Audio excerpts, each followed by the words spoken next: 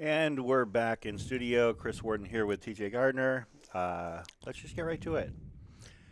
You're looking live at the Cocodona 250 finish line. Cocodona 250 started on Monday morning at 10 a.m. in beautiful Prescott, Arizona. From there, runners traversed the trails around Prescott, started to head northeast uh, towards Jerome, and went through Sedona. A lot of back trails, Fort Tuttle, cresting atop Mount Eldon after running through Walnut Canyon. And those runners that finish are doing so by running through the streets of Flagstaff to Heritage Square. It's so wild to see the full trail empty in just Yeah, this it's little 3/4 loop. absolutely. Let's do that. Let's show uh, the the tracker cam really quick. I mean, you know, like at one point, this race was all the way, this entirety of this route. Now the runners are limited to this 35 or so mile stretch of trail. Um, for the for those that are following along, we can show you. Actually, what we're going to do is we're going to pull up the.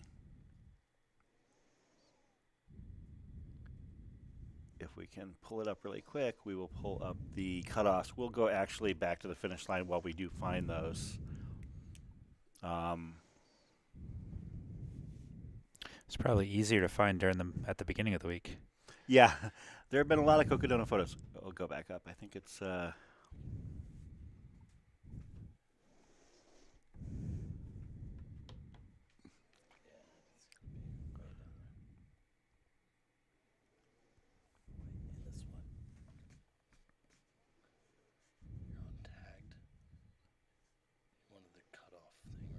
Mm-hmm.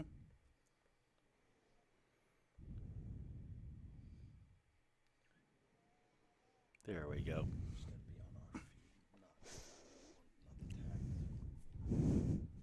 All right, let's go back to that. The final cutoff that runners have to make before the finish is Walnut Canyon, which is going to be in actually exactly 2.5 hours. They have to depart Walnut Canyon at mile 229.4, which gives them roughly 21 miles before they get to the finish line. Of course, that 20 miles includes a climb up Mount Eldon, and then a descent into Buffalo Park, and finally through the streets of Flagstaff to Heritage Square. And we do have plenty of runners on the course, so I don't know exactly how many we have. I do know that we have a lot. And those runners, though, are still moving, kind of taking a scan around the tracker on our end. While we do take a look, we are going to keep things on the finish line cam. We do not intend to miss anybody along the way. We don't have filmers on course right now other than, I believe, Stephen Crawford.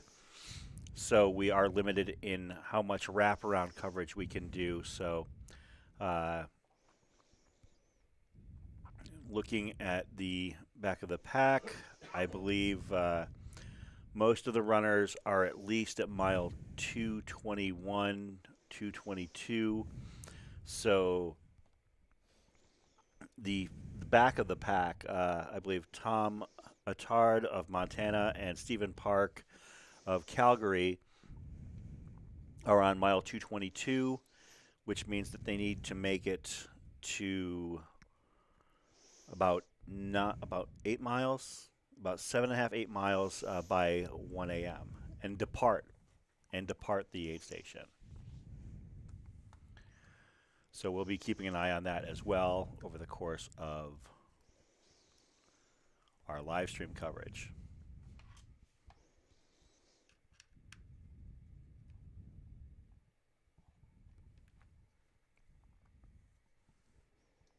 So I haven't seen as many beards and mullets this evening as we've seen the rest of the race. Yeah, well, then again,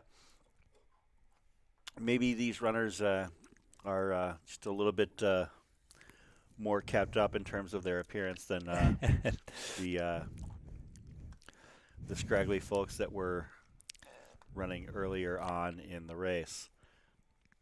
Although we still have Sketch out there, so Yeah.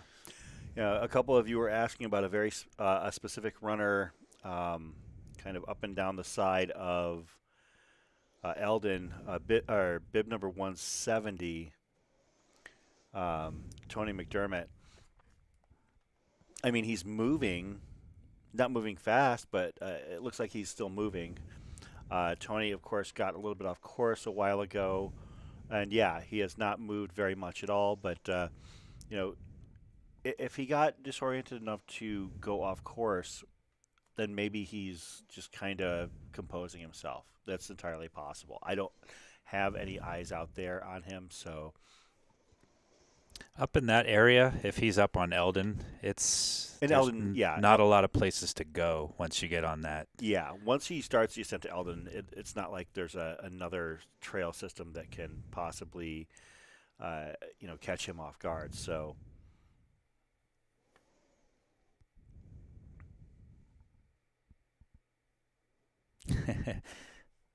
Tony, Phyllis is about a half a mile from the finish. So I love that people get excited for their runners to come in. It's so great that they've been watching these runners for 4.5 days. Yes. And that's why we're doing our best to bring as many of them to you as possible for the finish, because it's a big deal, not only to the runners themselves, but to the people that have been following them and cheering them on. I assume that Stephen is with Francesco Sinapali at this point. Yeah. We'll see if we can grab. Okay, the video quality is not the greatest, but we'll see what we can do to keep with. And not too far back from Francisco is Phyllis Stanley, who is a crowd favorite tonight and for most of the week. Navajo runner. We are excited to see her finish as well. Yeah, Jose, actually, it's funny that you mentioned that. It looks like Jose Hernandez has a solid beard based on the photo that I saw. Of course, Jose Hernandez, rather. Jose is probably going to be the next, or one of the next runners after the first two that we expect to see. So there's been quite a showing this year from runners from Washington. Yeah, the Pacific Northwest has really made a statement on this year's Cocodona 250. Of course, Joe Stringbean McConaughey doing the big things on the course this year. Just for those of you just tuning in, Joe Stringbean McConaughey absolutely torched the Cocodona 250 course this year. Was not going to be denied, and it was from start to finish. He went out there, he imposed his will on the rest of the field. His sleep strategy was to barely do any of it. I believe that he slept a total of like 35 minutes, give or take a couple minutes, for the entirety of the 250 miles. He slept 8 minutes the first day, 8 minutes the second day, and had like a 15 to 20 minute nap the rest of the way, somewhere late in the race. He really splurged on that last day. Yeah, I mean, it cost him a good extra 5-7 minutes. Yeah. But he also he finished the race in just under 60 hours, which I believe was one of his goals, was to try and finish in under 60 hours. Yeah. Which is pretty impressive. Now, obviously, this year's race course is entirely different. It's a different race from last year, so it's kind of comparing apples to pomegranates. But it's still impressive to do 250 miles with 30,000 feet of climb, and in this Arizona terrain, some of it quite unforgiving. To do all of that averaging, 100 miles a day, for 2.5 days. Yeah, and for a little perspective, and you were talking about this earlier, he finished 2 days and an hour. So Yeah. about 49 hours ago, and we still have people coming in. Yeah, he finished. Yeah, he finished 9:30 p.m. or so on Wednesday night. Wednesday night. There you go. I'm losing. It's been fun being out here, but I've got to admit there are times where I kind of lose track of the wheres and whens. So, and for those of you that have just tuned in, thank you for tuning in. For those of you that have been with us all week, thank you for sticking around.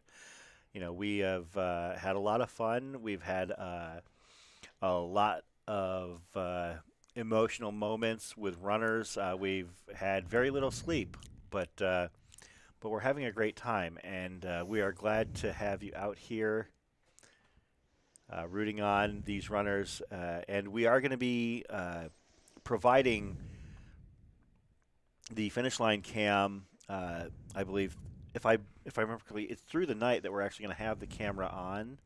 So we'll have eyes on the finish line, even if there is nobody to narrate what is going on. We are going to do our best to stick around on the live stream as long as possible, but Matt and I do have to get a little bit of sleep before tomorrow morning's strong push towards the finish. And of course, you've got a family. Yeah. But yeah, I mean, they're probably enjoying the quiet time. Yeah, we're having a good time, but we are operating with certain parameters and limitations, but we do our best to bring as much of it as we can. So I don't know what you're talking about. You guys look like $100. Yeah. In pennies sprawled out all over the ground. Diggs with a very familiar question, asking if we'll go back to the original one-year course next year if everything works out. Pretty much, as TJ and I were just discussing a little bit ago, it's entirely possible. There are a couple of small, or non-significant changes along the way, I believe anyways. But given their choice and the opportunity, they are going to return back to the original course next year. And that's something that Steve Adderholt, race director, and I had discussed at the very beginning of the week. Well, it was a week ago because it was last Saturday. I was going to say it was probably, yeah. Yeah, we were at the expo together. Yeah. You were at the expo, right? I was not at the expo, no. Oh, see, that's how long it's been. I thought I saw you at the expo. But I do see TJ around town quite a bit, whether it be at races or at Aravaipa headquarters.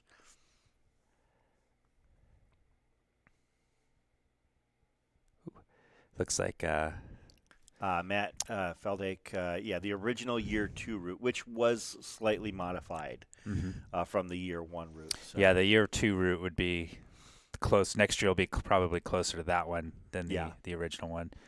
And as I was saying earlier, that included some changes around Sedona, how we came into Fort Tuthill through Kelly Canyon instead of going up Kasner Mountain. They went up Kasner Canyon instead this year. And I believe that would stay. I don't think that we'd probably have the out and back at Munns. Yeah. I think that gets stretched back to, here we go. Here we go. We've got another finisher here, Francesco Sinapali from Kingman, Arizona. Looks like he's coming in here. Congratulations to Francesco. It is 108 hours, 42 minutes, and about 14 seconds. Excellent. Amazing, amazing work. Let's see if we've got he's got a lot of people there to see him, which is just great. I mean, we don't have the ability to pivot the camera at the finish line. Maybe that's next year's plan. We'll have the 360 rotating camera or something, but buy those shirts. Yeah. The more shirts you buy, the more camera angles we have. That is absolutely true. So, Mike Santos. Yeah. But yeah, congratulations to Francesco, and then Phyllis Stanley will, in all likelihood, be our next finisher, and she is perhaps a mile out, if that. Oh, she's She's probably close to that. she's Probably like half a definitely mile less out. than that. Yeah, Yeah, she was. yeah. I need to refresh my tracker, but yeah, she is very close to finishing this race. She is in town, has reached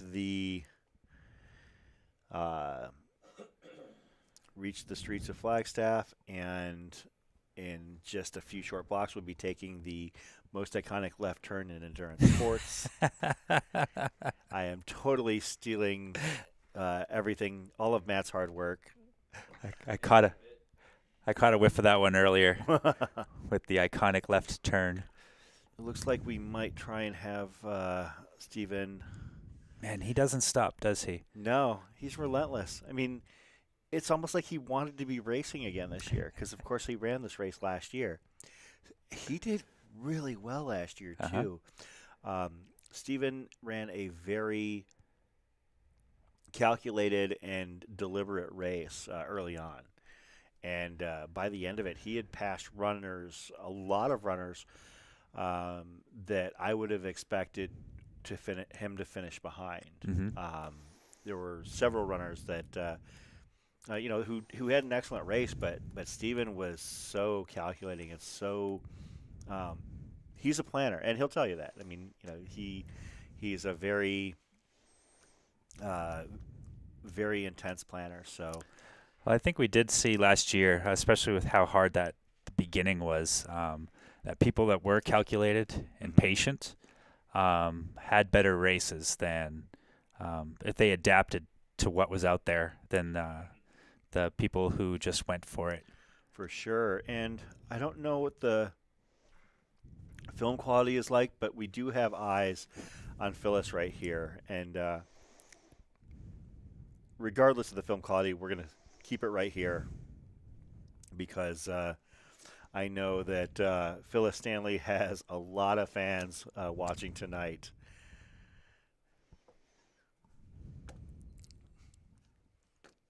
Phyllis Stanley, the Navajo runner, as part of Cocodona 250. Another Pacific Northwest runner from Washington. Just absolutely great. And everybody is so excited to see Phyllis finish. I don't know if we might have audio. We'll see if we've got any audio along the way.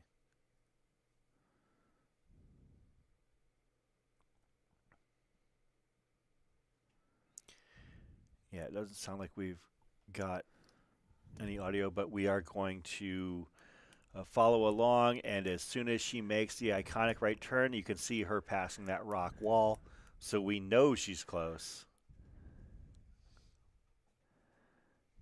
Now, when you come around this corner, if you haven't been to Flagstaff, if you ever get up there, walk down this street and turn that corner, because it's so unassuming, and then everything just opens up. I was actually really surprised as well the first time I went up there to see it. Yeah. There's the parking garage ramp, and there is the last right turn that she will have to take for this race. Phyllis Stanley heading down Cocodona Alley, as we have basically just claimed it. That's what we do. So, yeah, Phyllis Stanley,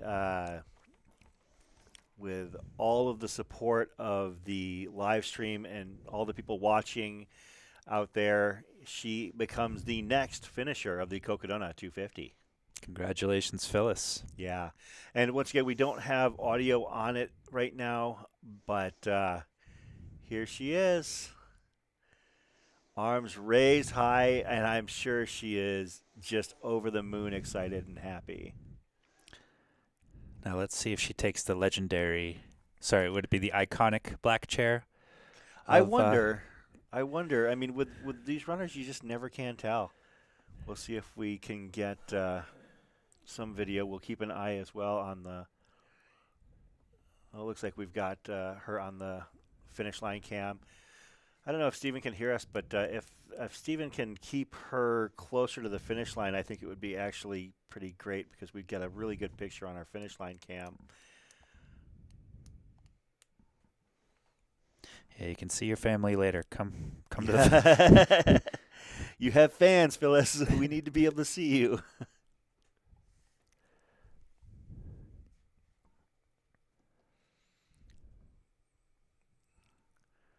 Yeah, we're keeping eyes on which angle we can get a better shot of. Thanks again to Stephen Crawford for sticking around after the fact and being an extended part of this coverage. Of course, Stephen was in studio earlier this week and now is out on the course. Wonderful work. Congratulations again to Phyllis Stanley. I wish that we could get her over to the finish line. Maybe she'll take some pictures and everybody can, again, celebrate in what she's doing. Yes, this is Phyllis is another one of those runners who had a redemption run. Oh, I didn't know she was here last year. That's fantastic. Yeah. It's from what I can see, she hasn't stopped smiling since she's crossed that finish line. I don't blame her. That's amazing. I would be over the moon to have a run such as she's had. There we go. There we go. There she is. Of course, Spider Pena on the right-hand side, and Mike Santos and Phyllis Stanley. Such a great opportunity to soak in the celebration of a job well done. There are a lot of people in Heritage Square right now. Yeah, there's a lot more than I would have expected at this time of night. That's amazing. A lot more than last year, as I mentioned. So wonderful crowds of people. Steve, I don't know if we'll be able to get an interview. We're not having any we don't sound have from up there. our interview cam set up right now down there, so we probably won't be able to actually have a conversation with her. But we are extremely happy for and in joining in the celebration for Phyllis Stanley having finished the Cocodona 250. What's really cool about having a race that's so new, every year we're going to see a lot of firsts. Yes. Whether it's from states, from certain backgrounds, certain who is the Blade Runner? Is she still? Yeah, that running? would be bib number 75. Oh, okay, great. Yeah. Great. She is actually making her way up Eldon. That would be Amy Palmero Winters. That's right. Yeah, the amputee that is running. So, we have a very diverse background of runners this year for this event. So, really excited. And I'm like I've said, I believe that everybody that's on this course is likely to finish. Yeah, I was looking at that and the timing. It probably, you're probably correct on that. Yeah, they're almost all in excellent shape. So I mean, they've all left Fort Tuttle behind. It looks like we only had a couple of people pull the plug at Fort Tuttle. I believe that Jonathan Schrank might have decided to return back to Fort Tuttle after making it there. Oh, okay. The only thing that could hinder any runners tonight would be the temperatures. Yeah, it is going to get cold out there. I know it was very cold. I was talking to a few runners. They actually snuck into the back of a volunteer's vehicle for the evening because they were so cold. So really a nice gesture to get them out of the cold and warmed up. But that's probably the biggest factor facing them tonight. Mm-hmm. Especially if you're soft like us down here in Phoenix. 50 degrees is cold. Yeah, it's an exposed 50 degrees too. People don't realize like how Low humidity too. yeah.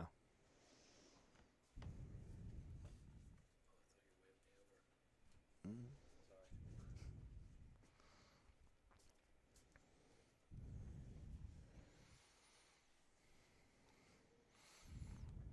Is it graduation weekend at NAU? I was noticing it is Friday night. So that is the difference between tonight and the rest of the nights too. Yeah. You have people coming from the bars or Well, I mean, we had that last year. I do remember people would be kind of coming and going um, as uh, as the night was going on, and there'd be people that really didn't know what was going on, just kind of checking things out. Some people kind of hamming things up oh yeah.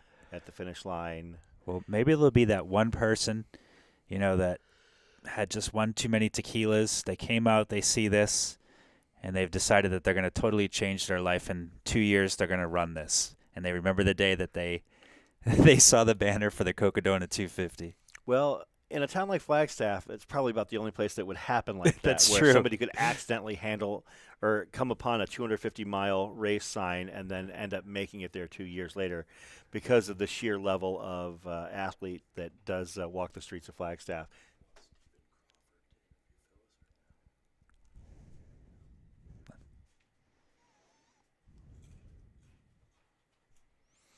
Of course, we have a nice view of Spider Pena and his beautiful, beautiful hair. Ooh, He's got great hair. that is wonderful hair.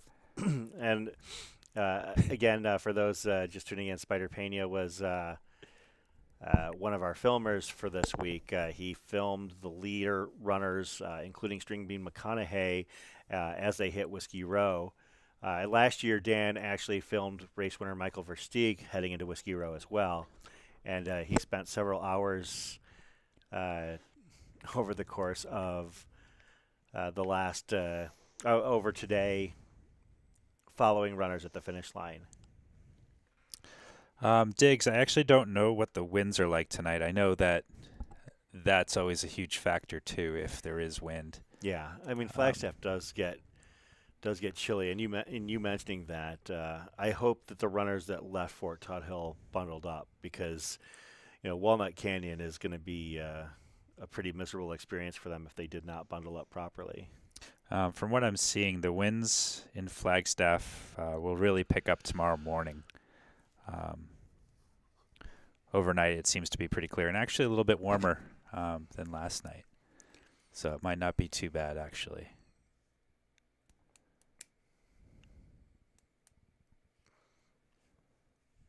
So it's been amazing. I'm part of a group here called State 48 Runners. And Yeah. we have 4 athletes out there running, and we've had constant communication with them.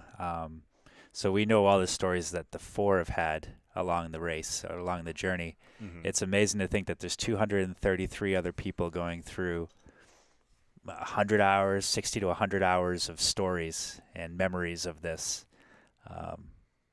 I can't wait to hear through race recaps and videos and just some of the stories that we don't get to experience sitting here that we don't hear about till later.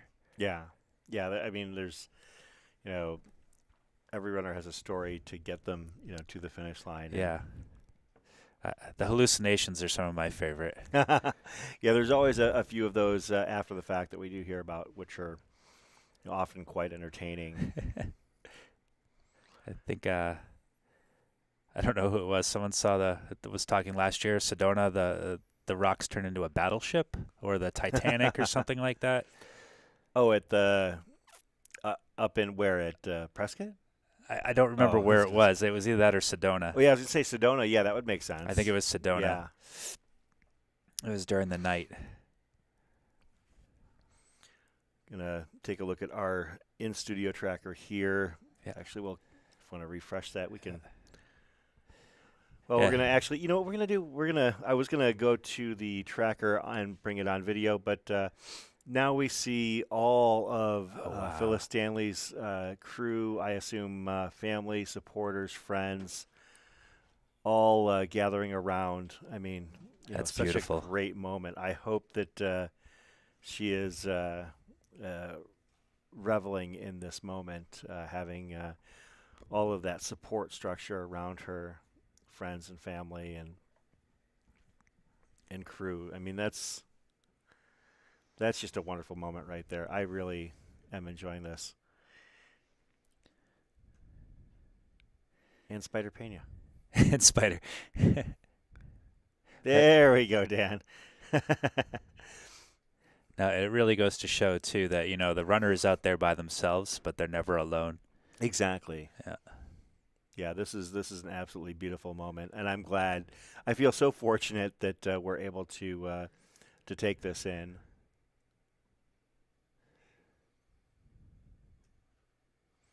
I mean, I can't even get this many people to a birthday party in town for me, and she's got this massive support structure that has basically followed along as part of her, and closely been a part of her 250-mile odyssey. This is a beautiful moment. I mean, I this is what it's all about right here. I mean, the camaraderie, not just with, from runner to runner, but, runner to community. And all of these people so proud of and so supporting of her are just great to see.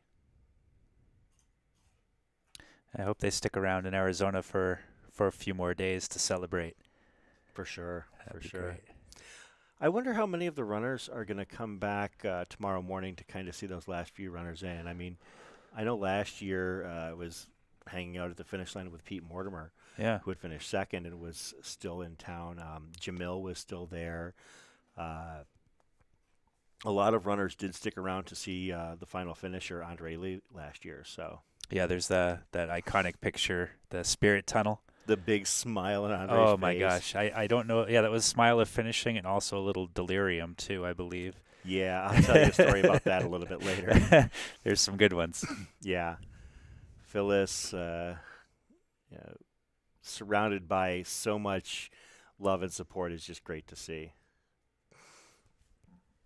I can't wait to see some of those pictures. Yeah, come absolutely. up. Those are going to pop up on social media Definitely. here sooner rather than later. So definitely, it's a story to tell. People need to hear.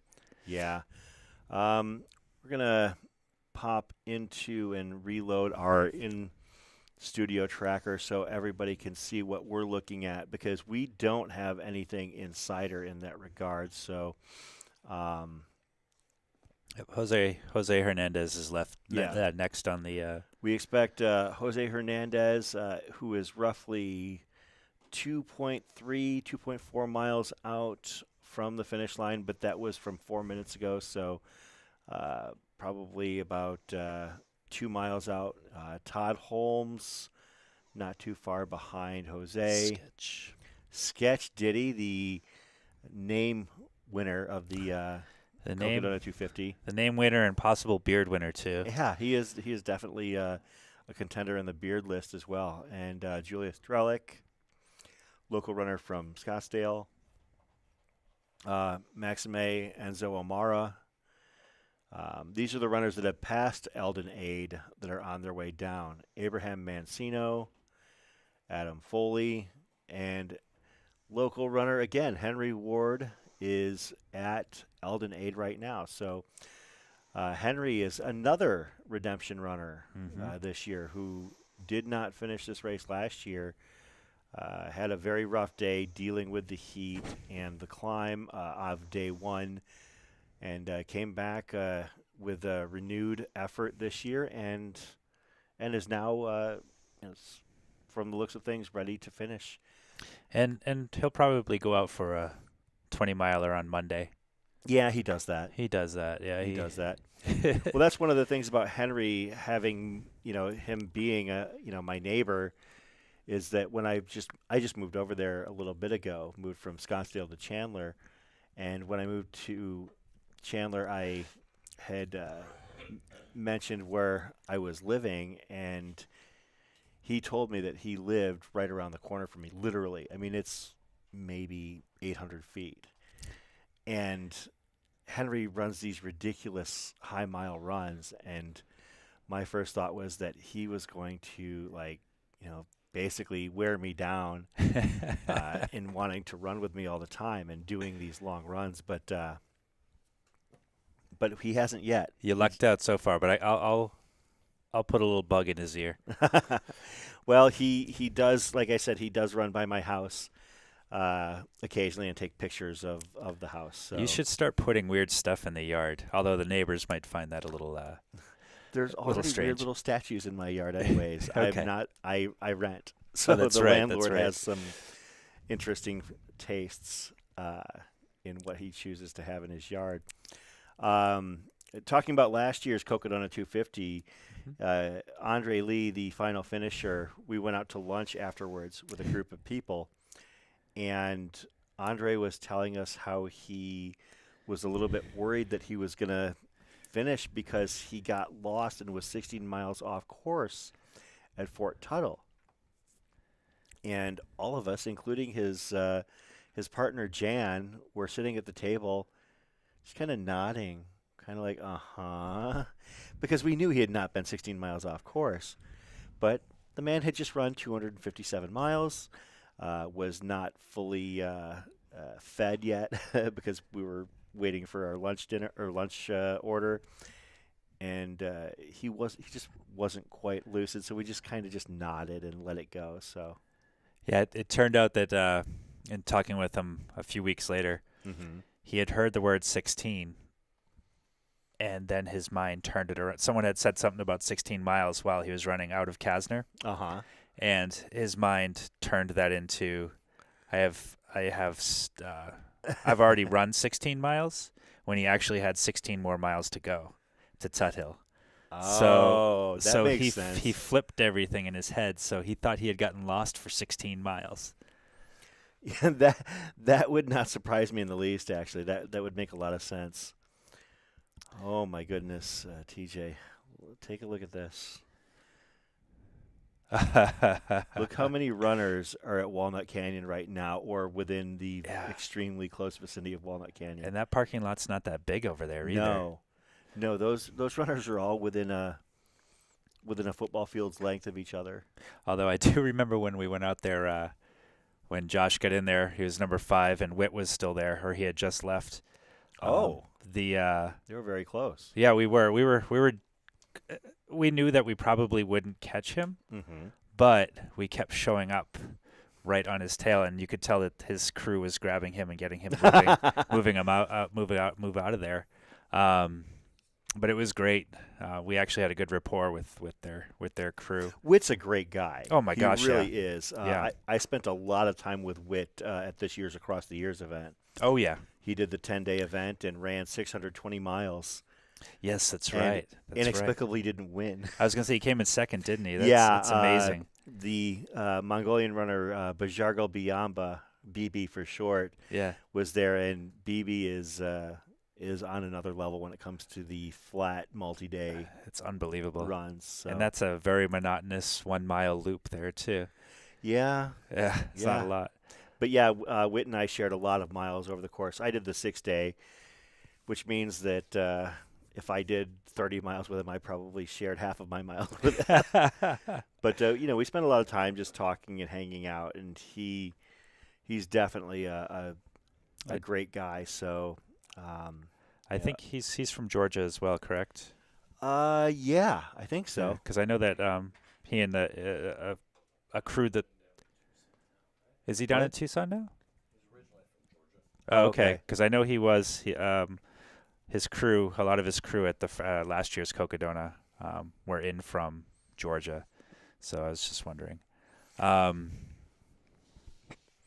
was my point? I was going to say this aid station.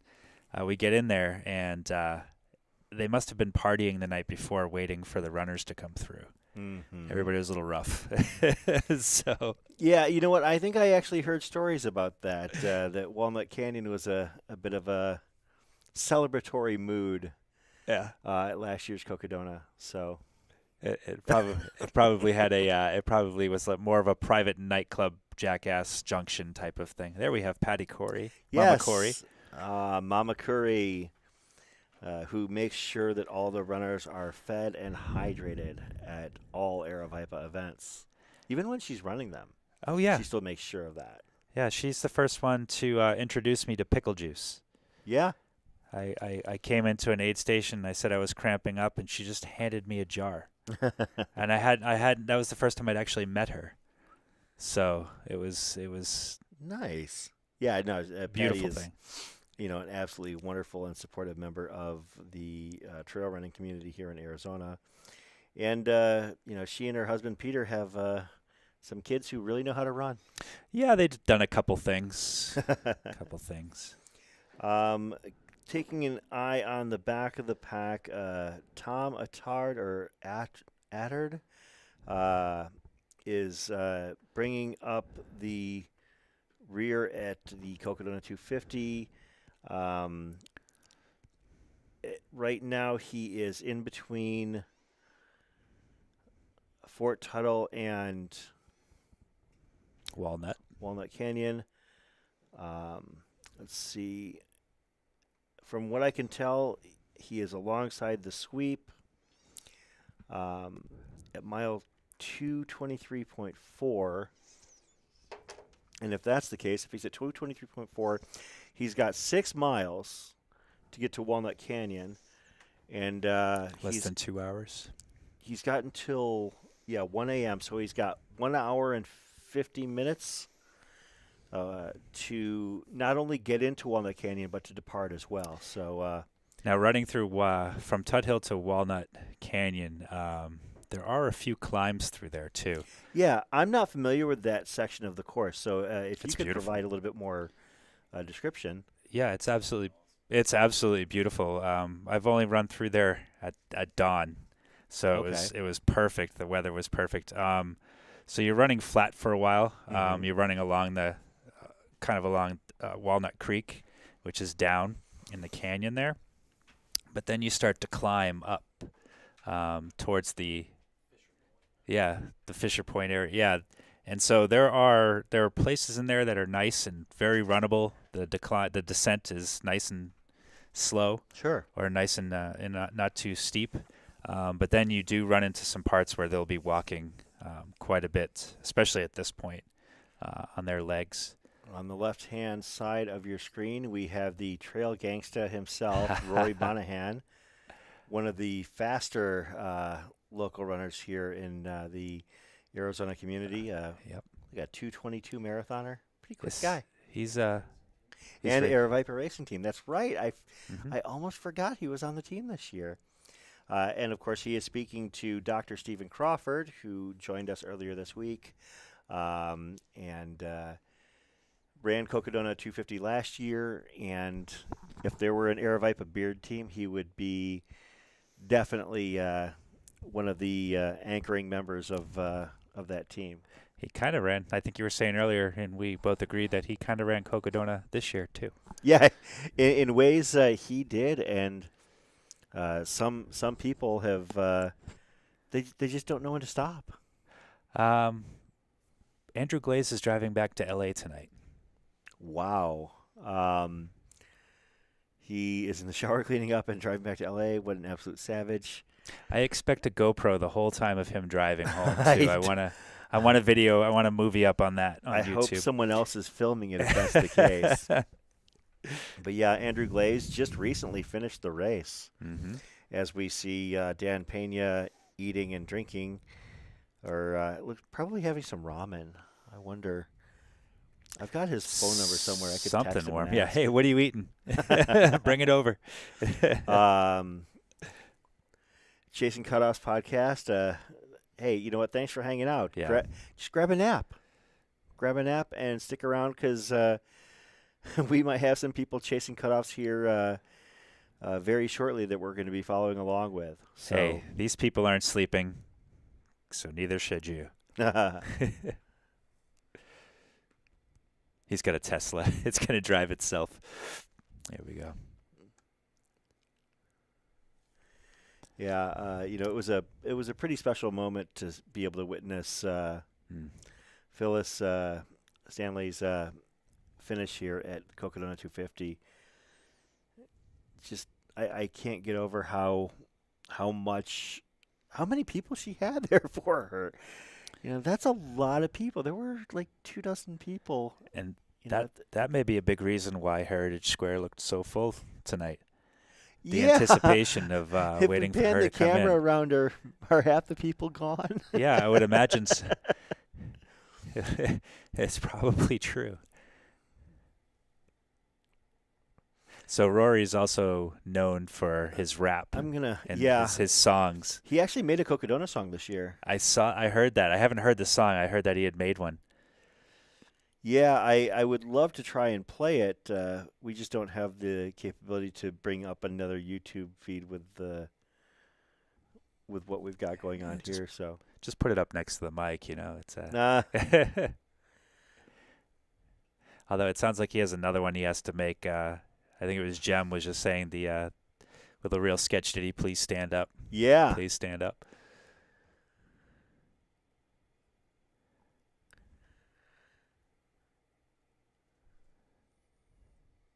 Oh, we're going to find out what he's eating.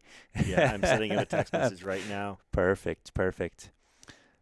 Okay, so we have, how many people do we have in chat here? Do we have any other confirmations of who's going to join us next year? You've all just pretty much done a 250 as far as your time spent on chat. Who's going to come out and join us and run this next year, or even come out and crew or volunteer? Well, I've spoken to a couple of runners who they didn't necessarily say they were going to join us next year, but they do plan on coming back in the future. Good to hear. Matt Feldake plans to join us in the booth again next year. He'll have his voice back by then, probably. Although I do have to say that the guest hosts have been stellar this year. I mean, Rory just texted me back. He's literally sitting in our camera shot and doesn't seem to realize it. I asked him what he was eating. He literally had a cup of food in his mouth. Jeff Browning did, I believe, talk about running this race next year. Did he last year? Did he start the race? I can't remember because I remember seeing him here. Or seeing him at the finish. I didn't know if he had started the race. He was. I did see him up there at the finish last year, but yeah, he wasn't racing it last year. So and I mean, he has that excuse of running back and forth across the Grand Canyon. Two times rim to rim to rim. So I guess that was probably a good reason. He just did the R5. Probably a good reason that he couldn't make it this year, but he would be amazing to see run this race. I would love to see how he does. Yeah. I mean, it would be a bit of a different animal for him. Mm-hmm. Obviously his 100-mile resume is legendary. Mm-hmm. I mean, other than Speed Goat, I don't think anybody has more ultra wins in the United States than he. So, yeah, or 100-milers at the very least. So, and he keeps cranking them out too. So it's pretty amazing. And he just turned 50 too. Yeah, I mean, gives us me hope. I almost said gives me hope, but I was gonna say it gives me hope. Yeah. Yeah, and the 200s, I think we're going to start seeing more of these things pop up. We could. It's kind of like it's still kind of just there's only a few as of now. I think that the main key I don't know, the hardest thing about having 200s, I think, would be having the people that are qualified to put them together. Yeah. The logistics. There's a lot that goes into these races, and I just see it from the distance. Yeah. Whether it be this race or, there obviously are other, like the Triple Crown or something like that. Yeah. There's so much that goes into the logistics of a 200-mile race, and if you're going to do it and make it worthwhile, it's got to be on scenic, potentially rugged terrain. Yeah. I mean, a place like, I don't know, maybe Central Arizona. Yeah, that's a good place to throw one in. I mean, and in the case of Cocodona, I mean, as well as I do, that you see, John Marushak and Mike Santos here from Aravaipa, like basically heading out to go and take down the first 2 aid stations to go and set up the 16th and 17th aid stations. Yep. Why? Because they're the same aid station. Yeah. It's absolutely stunning to see how much effort goes into this kind of stuff. So. And Jem, I think I just saw that Mr. Feldake did just give you a thumbs up, and he will pace you in 2024. When he's racing Rob Ricardo. Yes, when he's racing Rob Ricardo. Perfect. But to go back to that 200s, I would imagine possibly what they might start doing is like looping a 50-miler 4 times, because the logistics are a little easier, but people still may be drawn to those, seeing that most of the 200s right now are still in the Southwest. There may be opportunities Northeast or that whole Midwest area where they actually do it in a more of a loop style. You can still get in a lot of nice scenery doing that. It'd be interesting to see how this progresses. Yeah, I was gonna say if you're gonna do like a trail 200 in the Midwest, I would assume there would be some sort of like, I would think that maybe Wisconsin would probably be the place you would find the trail system. Wisconsin into Minnesota, maybe across the Mississippi along the way, or you might be north of the Mississippi actually. But it would be really interesting to see, what kind of trail races you could find to go 200 miles elsewhere.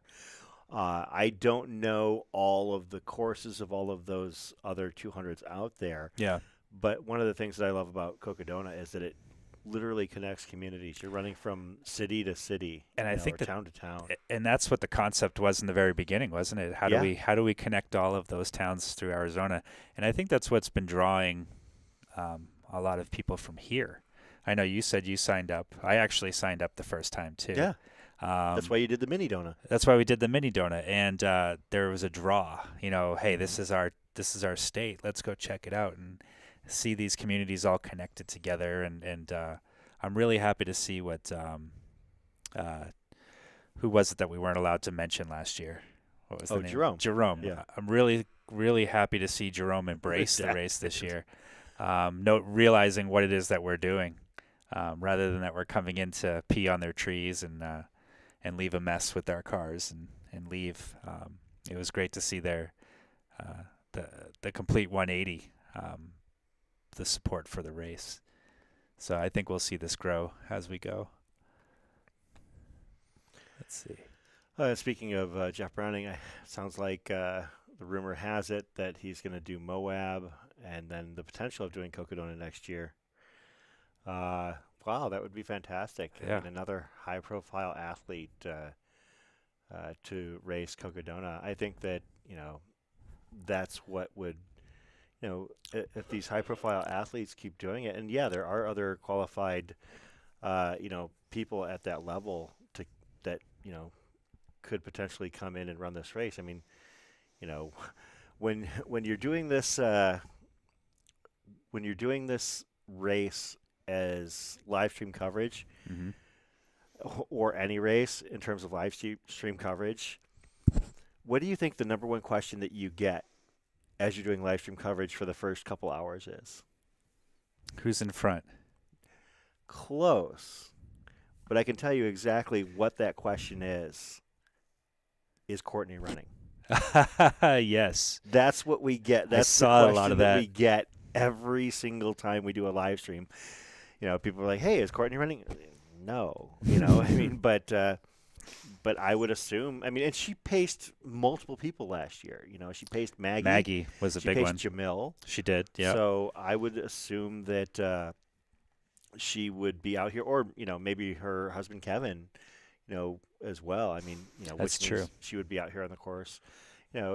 It definitely would raise eyes. I mean, we're not oblivious to the fact that she's a high-profile runner. So, no, I don't. Goggins, yeah, I don't know. Who? Yeah. Diggs was asking who the next runner is to finish. We believe that it's going to be Jose Hernandez, he of the very fetching beard. I think his beard will beat him by split second.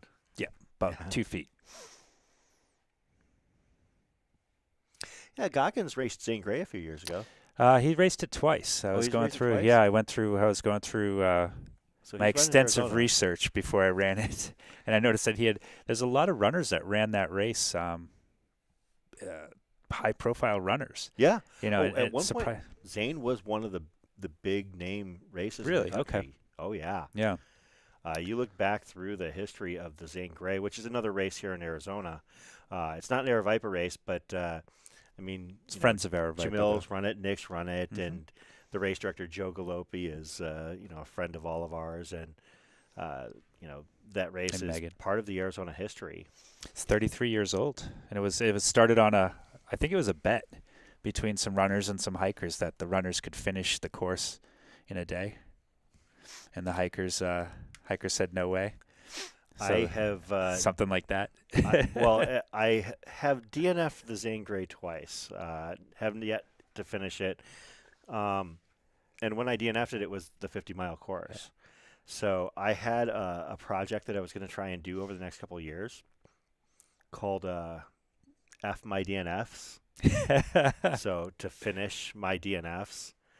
And so I wanted to go back and finish Zane Grey, and then now they changed it to 100K, which, I mean, you ran it. Yeah. I mean, it's hard. It's a Yeah. Yeah. it's a very hard course. So well, you could always just run to Sea Canyon, and then you've Just got call your it a day. you've got your 50-miler in Yeah. there, and you're good to go.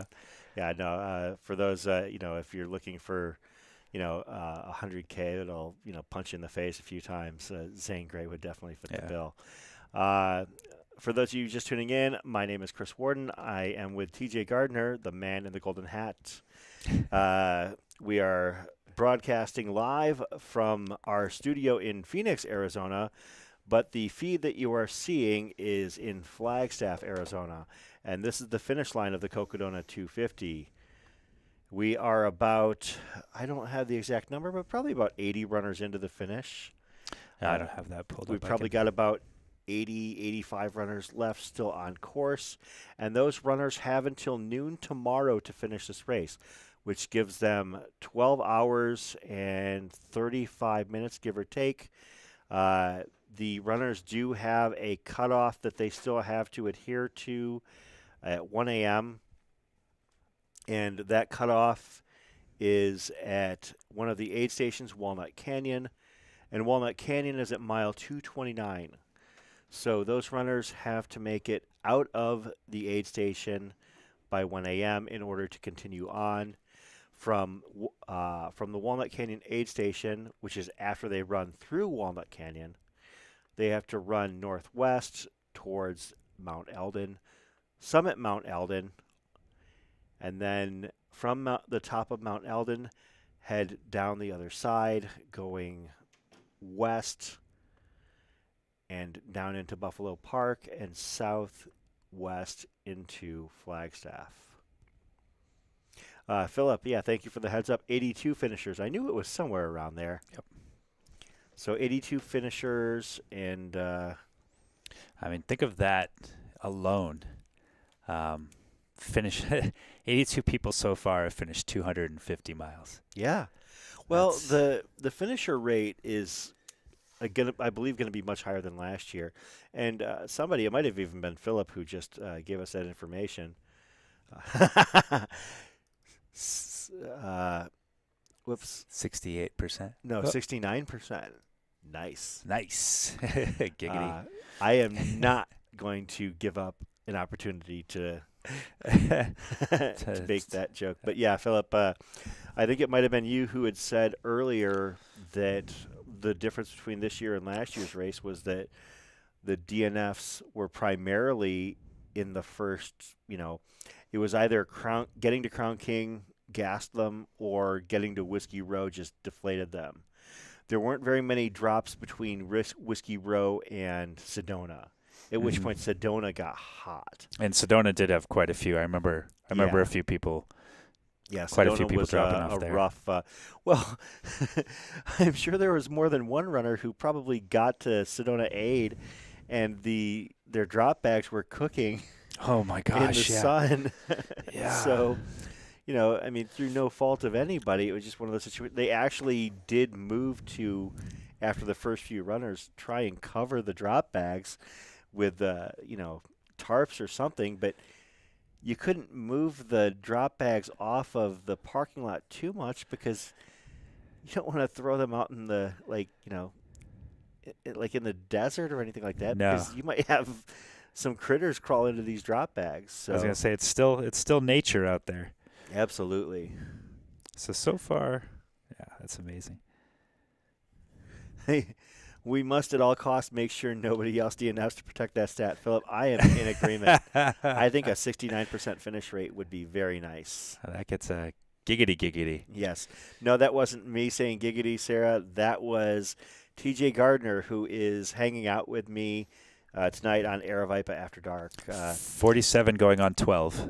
Yes, both of us in our prime of life, but acting like middle school children. Never grow up. For those that are following, as we mentioned, our next finisher is expected to be Jose Hernandez. From there, just going down the line, we might be looking at Todd Holmes, Sketch Diddy, and Julius Drelk. So that would be the next 4 potential finishers. Obviously, things can change. And as we've seen, for those, we've seen a couple of runners, that are just, making a jog down Beaver Street. And then all of a sudden, somebody else just comes flying by them. On your left. Yeah. That was great, the on your left. And then, of course, that was the first runner to do it. That was the runner who had passed. That was Christoph, was it? He passed Peter Ward? Yeah. Christoph Puguaco passing Peter Ward with about, 0.2 of a mile to go. Oh, yeah, very he quickly. was flying. And then Andrew Glaze. Wasn't it Andrew Glaze that? Yep. That passed Joan Hellman with a few feet to go as well. And I don't think he said anything. I think he just went.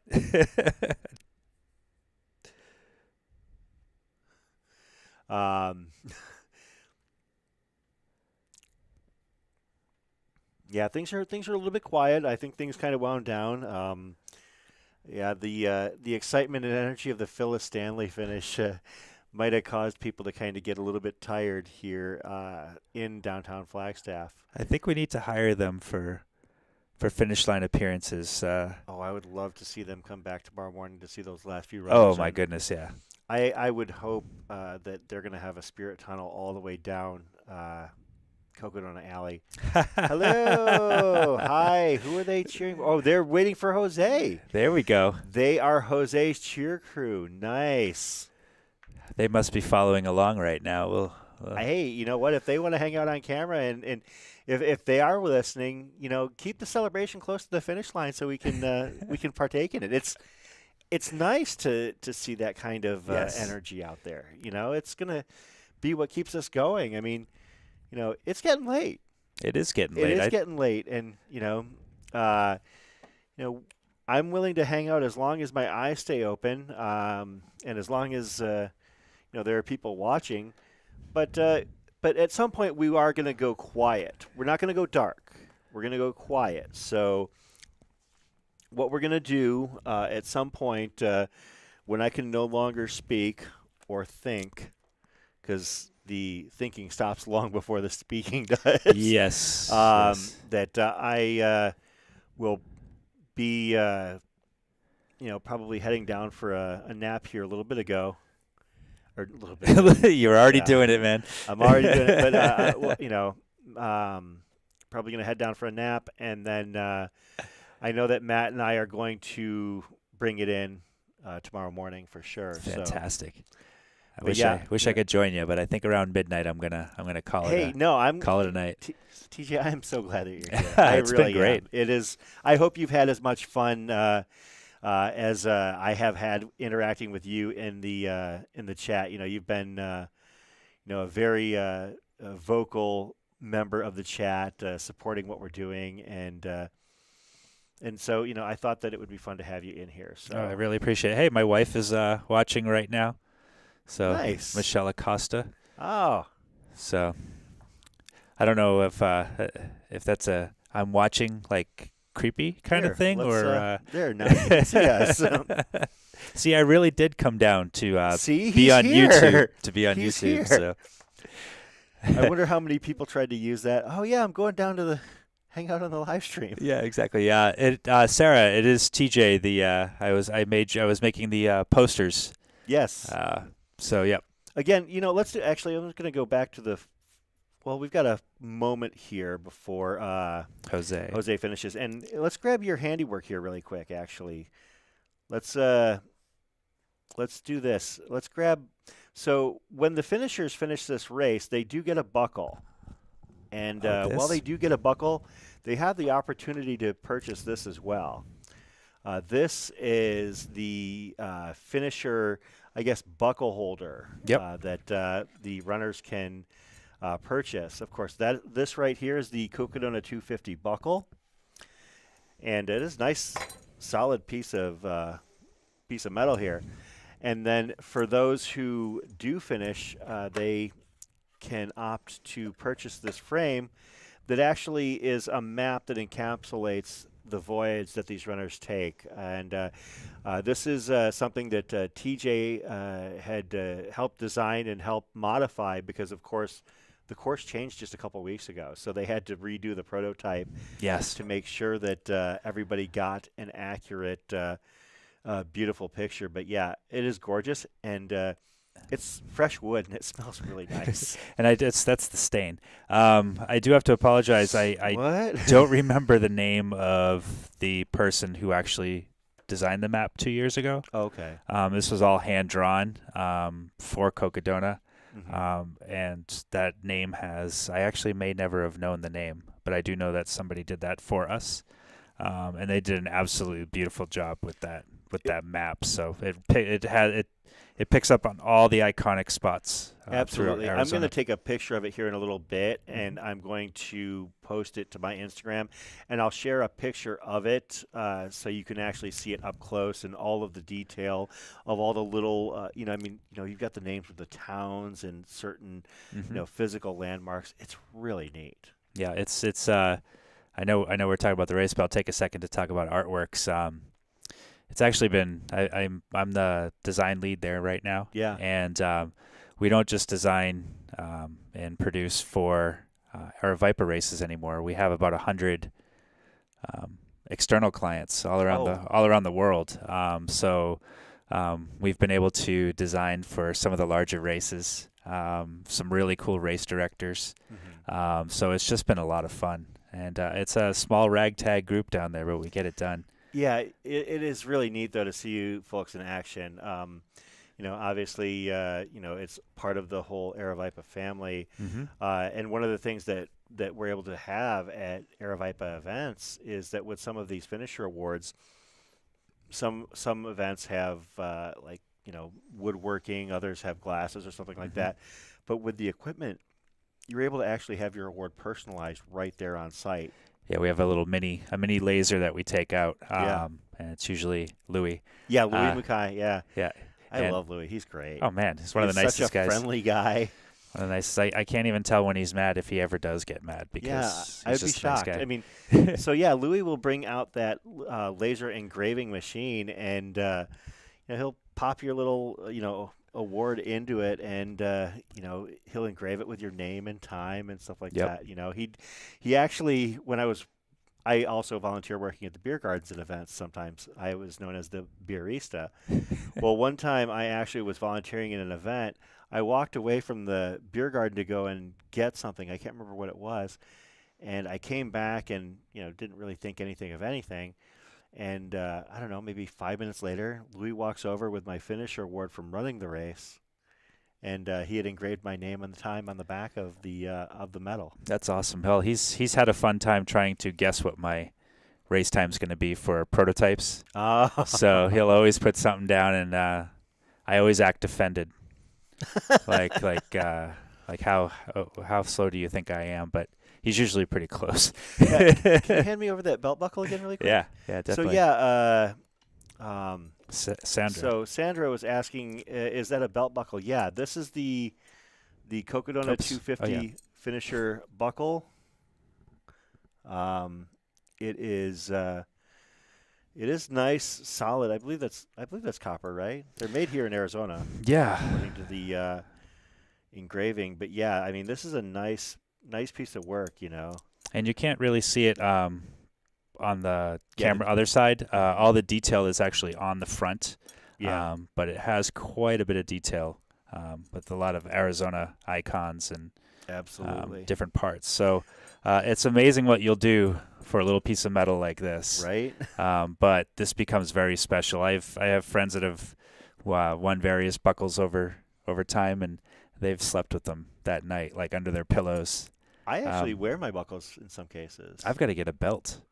I spent about a month or so trying to do leatherworking, Yes. and so I have a couple of belt straps there, and I'm actually wearing one now, where I went to Tandy Leather Shop and went and bought straps and some stain and Nice. kind of played around with it and realized I don't have a talent for it. I was But gonna I say. have the little hole puncher and like made my own holes in the belt and everything. I was thinking Aravaipa belts for the belt buckles coming brought on. that up to Jamil a while ago. Yeah. I was like, if you had a belt maker at Haviland 100 or Black Canyon, Hey, they're giving tattoos. yeah. Might as well make belts. At the expo though, can you imagine how many belts you would sell to Haviland 100? I mean, Haviland 100 is got hundreds of people going for their first buckle. Yeah. And we have Jeff Browning and Mortimer's cow. Yeah. So we can actually make we can chase down Browning and Mortimer's cows if we need some more leather to make to make belt straps. Although, Of course, we could also do cloth. yeah, I was going to straps say as I don't well. want to insult or offend some people, but Yes. But I mean, we do have Pete Mortimer and Jeff Browning keeping the beef industry in business. oh so. yes. All right. Sarah asking, wait, hold on. There's a tattoo artist at Javelina? Yes. Mm-hmm. Javelina 100 has a tattoo artist out there every year, pretty much. At least the last several years. They have, yeah. It's kind of like that tattoo shop that was always outside a bar. This one's right outside the finish line. So yeah, I want to say it was 2018 maybe that both Jubilee and Pat Regan got tattoos. That was 19. Oh, was it 19? Okay, yeah. They both got tattoos at the finish line of Javelina 100 after Pat had won the race for the third straight year. Yeah. Oh, actually, yeah, it could have been any of those. But Yeah. I think the third year was 2019. I can't remember. I mean, yeah, He ran. at one point it became the, rather than calling it the Javelina 100, they might as well have called it the Pat Regan 100. Yeah, he's kindly stepped aside so that others can have a chance. Yeah, but he still comes out there too to be a part of the festivities does. some years. And one of the cool things about Pat was that even after he won the race, he would go out to Jackass Junction and party. Oh gosh, I Yeah. believe it. He would go out there, and I remember one year he showed up out there with a clown suit. I think he stole it from Jubilee, and headed out to Jackass Junction. Got a lift out there from one of the aid crew trucks heading out there, and Oh, I thought he just ran. no, it's a long ride out there. It is. It is a very long ride to Jackass Junction. I think someone was asking about. Just scroll down for a second. Oh, I Sure. saw that pretend on Australian time. They were talking about Jose Hernandez. We have him at mile 249, and that was 12 minutes ago. Yeah, so he should be coming around the corner here real quick. Yeah. So, all you Jose fans and all you Jose Beard fans, Yeah. keep your eyes on the finish. He should probably be coming around soon. Philip, thanks for doing the math that matters in all of our hearts at Aravaipa After Dark. Of course, Sarah is referring to this. Okay, there are 68 DNFs right now. In the event, we still have one more drop before a race, and we will still be able to say we have 69 DNFs, so we have a buffer. Math is a wonderful thing. Rounding, that's what it is. Rounding. I was going to say rounding is a beautiful thing. And then who was saying pretend we're on Australian time and the race would already be over? That would be Jem Rooney. Oh, Jem. Jem has been following our Aravaipa live streams for years. Yes. I remember last year on the Cocodona stream is where I was first introduced to Jem. So 4:30. It's 4:30 on a Saturday afternoon there. So and the race would already be over, and I'd be sleeping. Oh, I wish we could read that. It's definitely Jose. Turn the sign. We want to see what it says. Bring it up closer. Bring it to. Oh, and there's. I want to. Bring the sign. I think they hear him probably coming around the corner, right? I want to see what that sign says. Yeah, Jem, if you come over to the States and run Javelina, you can get your time tattooed after Javelina 100. I bet we could do it on the laser, on the wood laser. Oh, that seems painful. Rather than having it inked, you would literally burn it into somebody's. There you go. Somebody's skin. Hey, they're ultra runners. Yeah, they're pretty hardcore. It wouldn't surprise me. Yeah, and of course every year at Javelina 100 what happens is you start talking to people like, "Oh man, I don't know.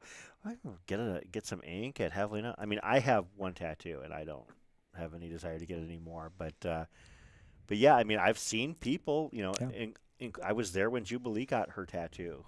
Well, everybody who runs an Ironman seems to have that one on their calf. So. This is true. Yes. Yeah. All right.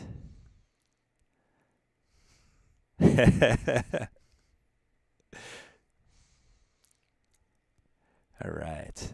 Yeah, we have a pretty great live stream audience. It's been awesome. There are they're just our buddies here, hanging out, watching the race. I mean, you get to be a family for a week. It's really cool. A community. Well, the thing is that if I wasn't here in the live stream studio, watching from a distance, I'd be.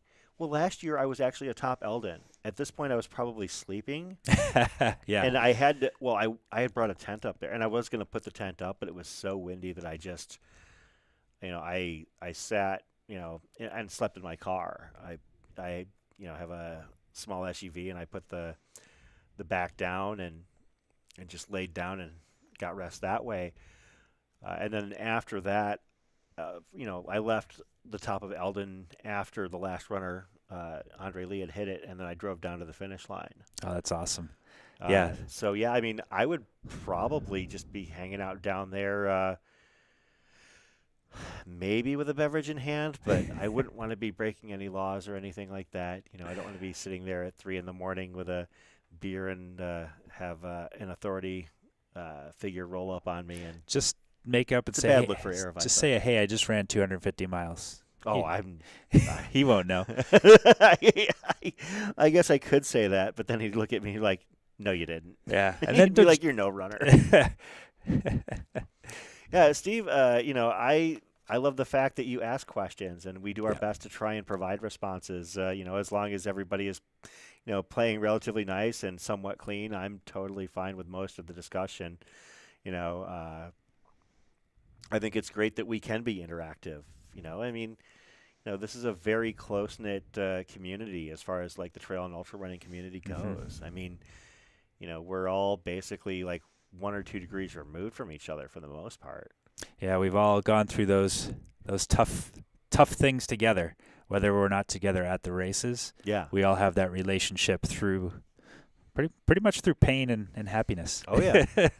Well, a lot of us have chewed a lot of the same dirt repeatedly, and we keep going back to do it again. So, there is a bit of a bond that happens when you insist upon doing that to yourself. Yeah. We pay for this. Yeah. I do have to admit I'm getting a little bit anxious because it has been 20 minutes since Jose's 2 blocks away. Pinged. Okay, perfect. Yeah, so he's right around the corner. It made me wonder maybe he missed that turn, but no, it looks like they got him. And I just have to. I don't know if it's one person or if it's a bunch of people that are doing the dummy accounts. I am loving. It's some of the funniest things. Browning and Mortimer's cow saying, "Come on, move it." We had Joe's black armbands. Yes. Help, I can't see where I'm going. I'm under this jacket. There we go. I see a headlamp Here we off go. in the distance. All right, everybody. Here's Jose. Coming from Cupertino, California. Absolutely. Look at all of the support for Jose. I mean, it's fantastic. Don't stop yet. Congratulations. That is awesome. Of course, that was Jose Hernandez finishing the Cocodona 250 in 109 hours, 47 minutes, and about 44 seconds, I think it was. Unbelievable. And yes, Michelle, we are nuts, and that's why you love us. Yeah. Well, some more or than me, others. or me at least. This guy's all right too. Yeah, I'm not too bad sometimes. And I had to get back to this, and you were talking about you can't even get that many people to come out for your birthday. Yeah. I'll come out for your birthday next time. Just send me an invite, Oh, what are you doing Tuesday? Oh, your birthday's on Tuesday? I thought this was enough. Don't tell anybody. Okay, I won't tell anybody. Nobody knows. Yeah, congratulations to our most recent finisher, the Cocodona Awesome. 250, Jose Hernandez. Yeah, that sign is very accurate. It says, "Congrats, You did it. Jose, you did it." Now, if anybody's listened, let's have Jose come right in front of the camera so we can show everybody that beard. I was just so excited that they actually had the sign up in view so we could finally read it. I love it. We've been waiting to see what that sign says for hours. Yeah, I love the love that Jose gets right now. I mean, all the finishers that they get right now. We do have another finisher that should be coming down the pike here very soon in Todd Holmes from Prescott, Arizona. Ran from home up to Flagstaff, and now he's got to figure out how to get back home after all is said and done. That's that double donut right there. The Cocodona 500, maybe? Yeah. Yeah, Steve, we don't have anybody to interview down there right now, unfortunately. We can't even turn the camera. So we're kind of, we're just trying to fill the discussion and trying to keep things moving and narrating along the way. I mean, obviously, we could just leave the tracker on and let people follow along that way. But I've got a little bit of strength and some time, and I've got TJ hanging out here with me. Obviously, he is going to be, he said, probably departing a little bit fairly soon. Fairly soon, yeah. Because you got a life. Yeah. Well, you do too, kind of. This is my definitely life. Definitely have a busy day, and I have to eat some of that cold pizza that my 3-year-old made tonight. What's on the pizza? We did a just roasted red peppers, olives, and chicken. Really simple. Fancy. Yeah, it was Roasted good. red peppers is a premium topping at most pizzerias. You got to pay extra for that. I bought it in a jar. I didn't roast my own peppers. It's not like a pepperoni thing. Oh, wait, is that Check this out. Is that the? Who did this for us? That's Daniel Tuttlecam. Let's see if we can get that. Oh, we'll see if we. Turn. There we go. There we go. Oh, it looks like we've got a shot here of them. Oh, that's wonderful. It's great to see the family. Being able to hang out and support. We're going to go back to the finish cam. I appreciate the work from the additional footage from Daniel, but yeah, this is oops, We missed it. there we go. There we go. I thought we had it.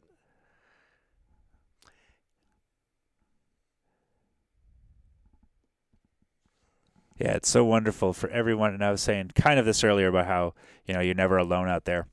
But for every single runner, there's a family or there's friends that are just focused on them, knowing that they're doing something unbelievable. Yeah, it's pretty wonderful. This is your bar, just hanging out with your live chat friends. I do have a bar. I have a bar with which I am very loyal to heading to if you're an Arizonan or if you're, if you ever come out here. and join us on our Aravaipa group trail runs, odds are I'll take you to that bar after a run because we all head over there most weeks. And he'll even buy you a drink. Well, I mean, I didn't say that, but I also probably would. Yeah. So yeah. Steve, the opportunity to interview Connor Holt was one that came about simply because before the race, Connor Holt, String Bean's coach, had sent me a text on Saturday, I think it was, asking if we were going to be doing the live stream, and I let him know. And I've been friends with Connor Holt and his wife, Camille Heron, for a few years now. And they're great people, and they've always been very kind to me. I've gotten to film Camille at several races, and that's how I got to know them. And Connor told me basically that the String Bean was going to win the race. And I was like, oh, that's pretty bold shot right there. I mean, not that saying that String Bean wasn't talented, and he was definitely in the discussion, but Connor knew how dialed in Joe was, and was also part of his planning team for this race. I mean, Connor helped him, with some concerns and troubleshooting, and served as a coach for him leading up to this race. And every time, like for instance, whenever like Joe went down for a nap, Connor would send me a text and be like, "Oh, he's sleeping for 8 minutes," and I'll be darned. But 7.5 minutes later, I would see String Bean starting and back on the trail. Yeah, had insider info. Unbelievable. That's amazing. I absolutely love it. He's got the liquid death going there. More liquid death. Here, we'll go back to the Daniel cam. Yeah, representing that liquid death. That is a good beard. He's talking about. So someone was just saying about how his beard is immaculate after 250 miles. Maybe him and Sarah O used the same product. Because her hair looked fantastic. Sarah O's hair looked fantastic after this race. Yes. All right. Thank you, all right. Everybody who came in from California. That's fantastic. Yeah. Cheers, Jose. Enjoy that liquid death. Enjoy your finisher buckle for the Cocodona 250. Oh, that's kind of a cool way that they just kind of just kind of went off, and they all waved and they all went. Now he's going to go and try to find somewhere to eat. Yeah. You know what? In Flagstaff, it is a Friday night. I mean, there are a couple of bars that are going to be open, but it is a college town, so you might not be able to find too many places to there'll be a fast food place over by the malls on that side. Somebody's probably slinging street tacos somewhere around there. That's true. That is true. There are some nice places to eat in downtown Flagstaff, don't get me wrong, but I know that the Pizza-Clutter locations aren't open very late. I mean, I don't think the Dark Sky is open at this point anymore. Well, they all have to get up in the morning and run. Yeah, for those that aren't familiar, Dark Sky Brewing, who actually has a promotional gift for discount for all the runners who ran Cocodona, is basically all distance runners. Yes, and they support distance runners. Pizza-Clutter, has been a part of the trail and ultra running experience in Flagstaff for many years. Coconino Cowboy Hangout and absolutely, and Aravaipa Racing team member. I completely blanked on his name. He was in here the other day. Nick Hilton? No, not Nick. Drew Fraze. Drew Fraze. Sorry about that. Yeah, Drew Fraze works there. And so there's if anybody wants to meet some of the amazing runners that come out of Flagstaff, it's really easy. Yeah. Well, I mean, not every time, but I would say not the Dark Sky location, but the other location of Pizza-Clutter. I would say that more than half the times that I've gone there, I've run into Jim Walmsley there. Oh yeah. Yeah. I mean, whether I'm there with friends having dinner or just sitting at the bar hanging out, I tend to run into him there all the time. Why? Because he loves that place. So it turns out we were wondering about Sarah O's pace at the end of when she was running in. Someone said she also threw down a 6:30. Yeah, she was moving really fast. I saw. Yeah, she looked like she was flying as well. Oh, and this is a question for you here. Yeah, I I got to admit, for those that were watching when we interviewed Connor Holt, he invited me to help crew Camille at Western States this year, and it's an honor, but it's also terrifying. Like, I mean, you're talking about a world-class athlete Yeah. to be responsible for and to be, helping. I mean, I don't crew people very often.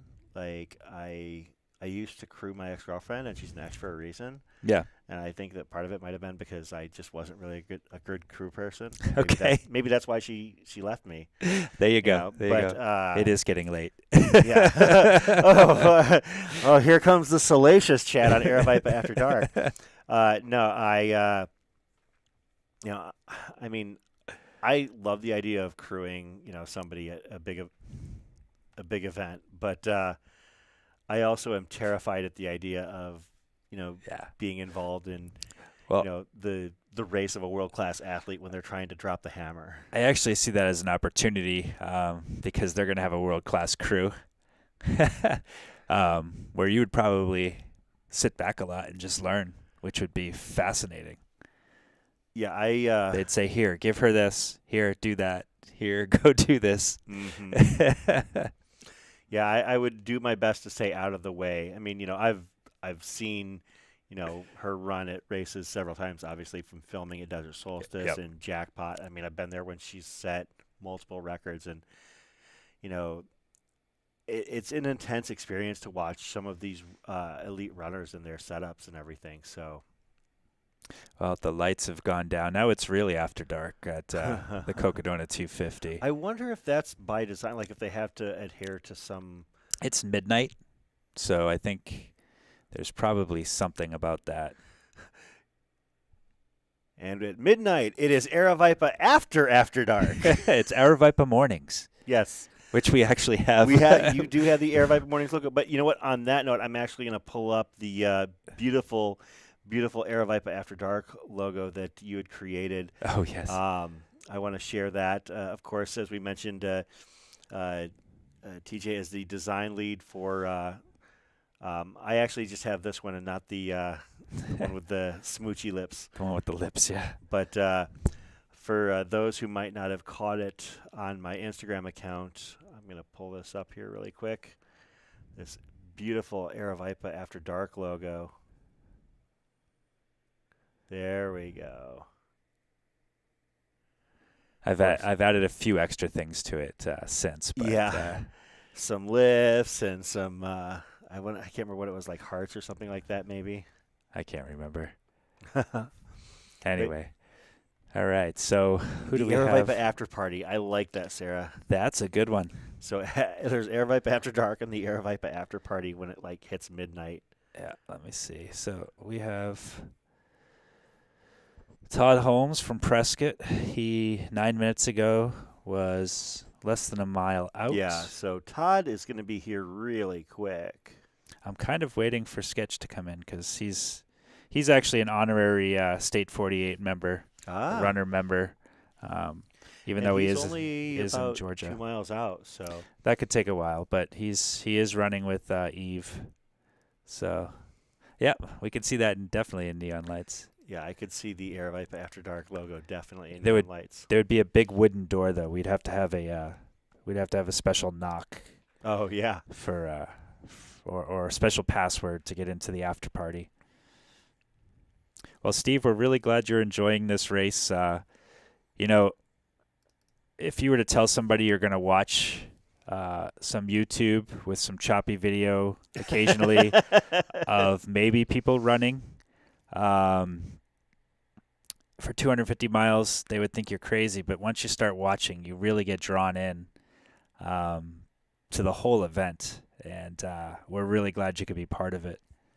No, Steve, actually, it is exactly 12 hours away from cutoff time for the final cutoff to the Cocodona 250. Forget about wolf packs. It's Jem liked the wolf in the logo for Aravaipa After Dark. I agree. Yeah. And yes, Sarah, it is a beautiful, beautiful logo. It's a beautiful thing. Of course, on the other hand, Browning and Mortimer's cow said, forget about wolf packs. It's about cow herds. So my wife knows, if I said I was going to get off at midnight, it probably means like 12:15. Like I said, I'm glad you're here. I know you got places to go, Yep. people to see, things to do. I'm actually want to check on the runners out by Walnut. They have about Absolutely. they have about an hour left, and I think the sweeper has been. And you are right, Browning and Mortimer's cow. If he or she is only being, is serious, if only for a minute, rather. Yeah, we are approaching that cutoff, that 1 a.m. cutoff for departure of Walnut Canyon, not just getting to Walnut Canyon. Yeah, so we have Tom Attard, Tom Addard, maybe Tom Addard. He's at 226.1. What's the that was 229.4, and that was 9 minutes ago, so he's probably a little bit less than 3 miles out. Yeah. For an hour. And so he was actually moving. We had 2 hours ago, he had about 6 miles.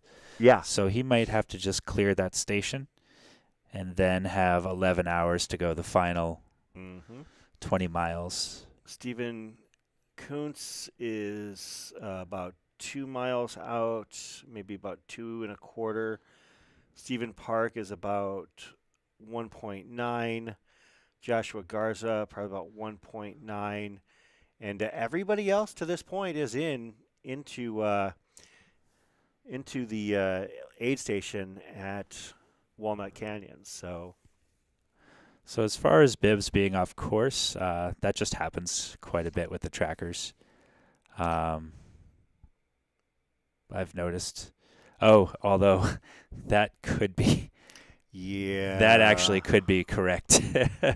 Hopefully Race Command is at least investigating on that case, because coming off of Eldon, yeah, you do follow Eldon Lookout Road for a little while, and then because I've driven up to Eldon during the race, and you do take Eldon Lookout Road up, and then after a little while, you do return to single track. Yeah, they're on that road there that would go around. That'd be, yeah. That makes me a little bit nervous, so I don't know if we've got access to Race Command, but I am going to send a message to, at least in let's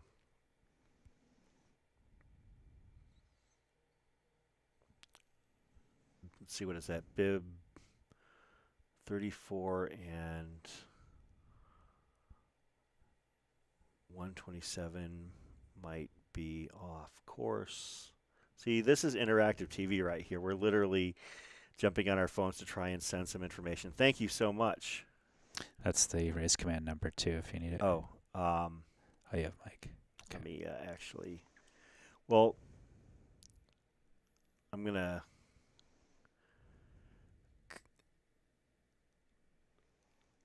Verify. Let's Thank see. you. What is that? Let me grab that number really quick. Da da da.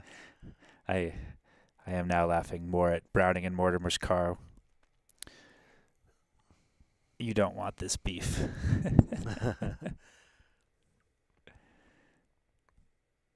Thank you, Tony, for pointing that out. Typically, that's not the case, but it's at, worth it at the location we're looking at. It's very easy to. It could potentially happen if that way. If runners are disoriented coming off of the mountain.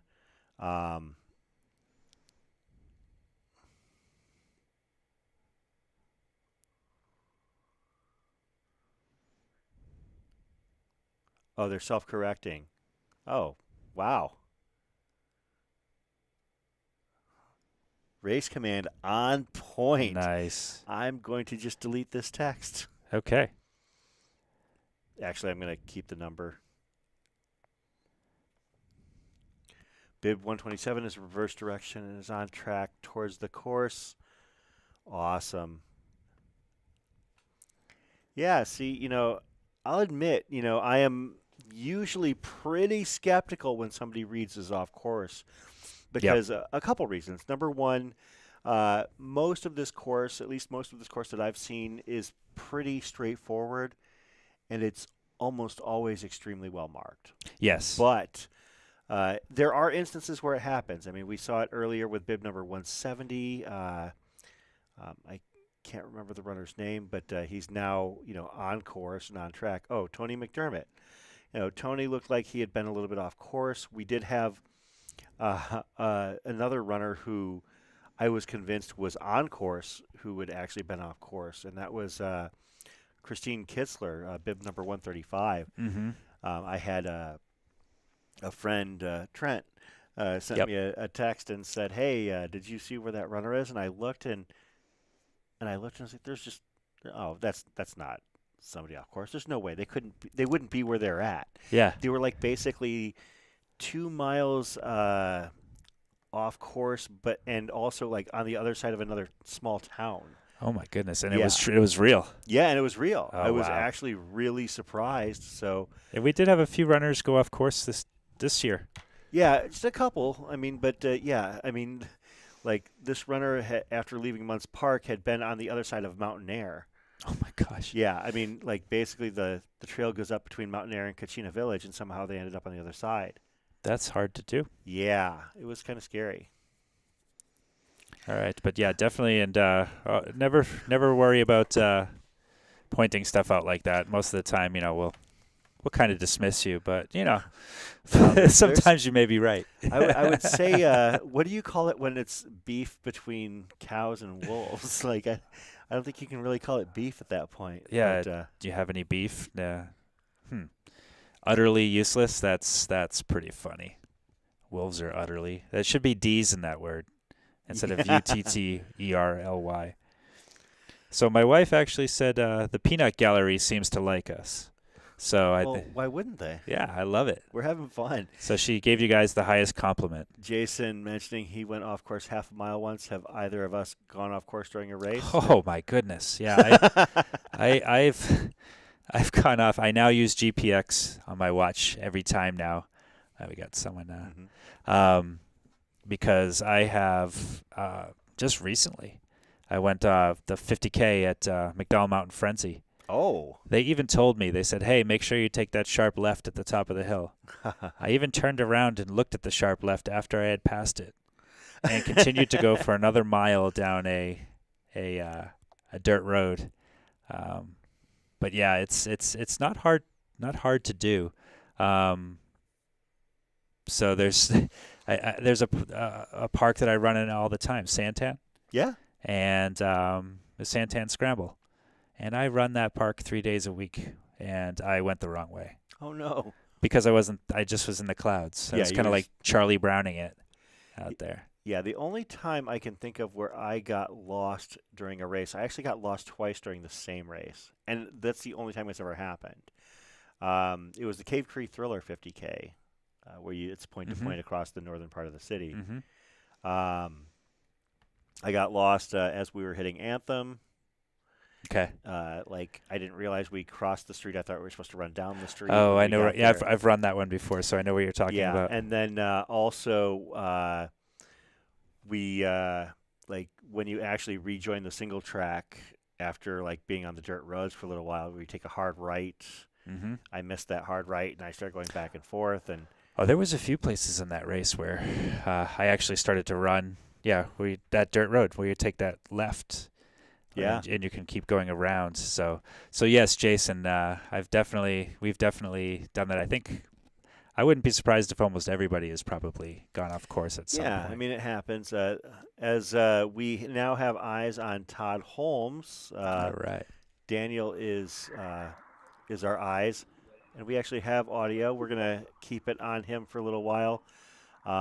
Hopefully the lights are up at the finish line, maybe a little bit more. I know that they probably can't keep them on all night, but at the same time, it would be kind of nice to see a little bit more lighting at the finish. They're gonna have to live by the emergency lights on the back of all the the buildings that are there. Yeah. I mean, I don't know what the restrictions are. I was actually sleeping at this point last night for once.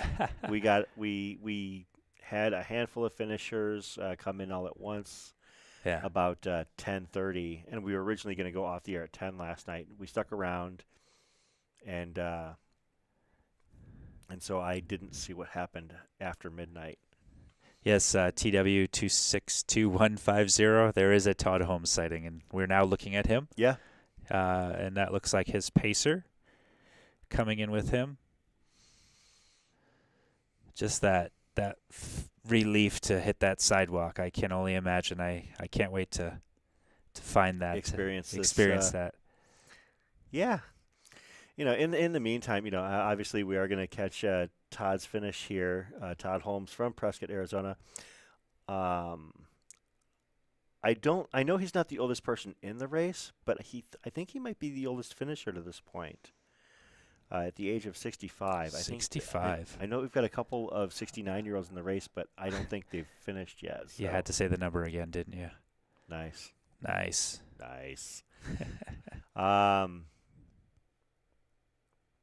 Yeah, thank you so much again to those that reached out about the two runners, Bibs 127 and Bib 34, that looked like they had gotten off track. It looks like they indeed got off track.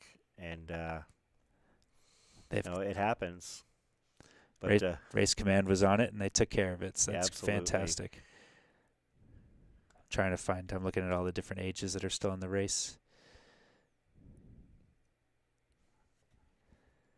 Okay. Yeah, we do have another 65-year-old out there. The best hallucinations. So, Pinky, I've yet to run. I'm going to be running my first 100-milers this year, so I haven't had any good hallucinations yet. But I'm hoping to have quite a few on my resume soon enough. I don't think I've had. I mean, now granted, I don't think I've run anything long enough where I actually had the opportunity to have hallucinations. I mean, I've done fixed time races where I've been, dead tired. Still like stumbling around. But I don't think I've had. Now, the longest time I've spent on trail is like maybe 22 hours at 100 one year. But I don't think I've seen, any kind of. The longest it's probably 18, 19 hours is the longest I've stayed on a trail. Yeah, his leg's pretty bloody. Yeah, somebody brought that up. I was like, wait a minute, It's fresh too. Yeah. It's merely a flesh wound. Yeah, and he was actually, no, he wasn't the one that was sitting at the aid station up on Eldon, I was going to say. But, yeah. So you're asking how many days. So it's been 4 days. 4 days, 12 hours, and 15 minutes. And 15 minutes. No, I'm wrong. 4 days, 14 hours, and 15 minutes. That's right, 10 o'clock start time. 10 a.m. 4 days, 14 hours, 15 minutes. 4 days.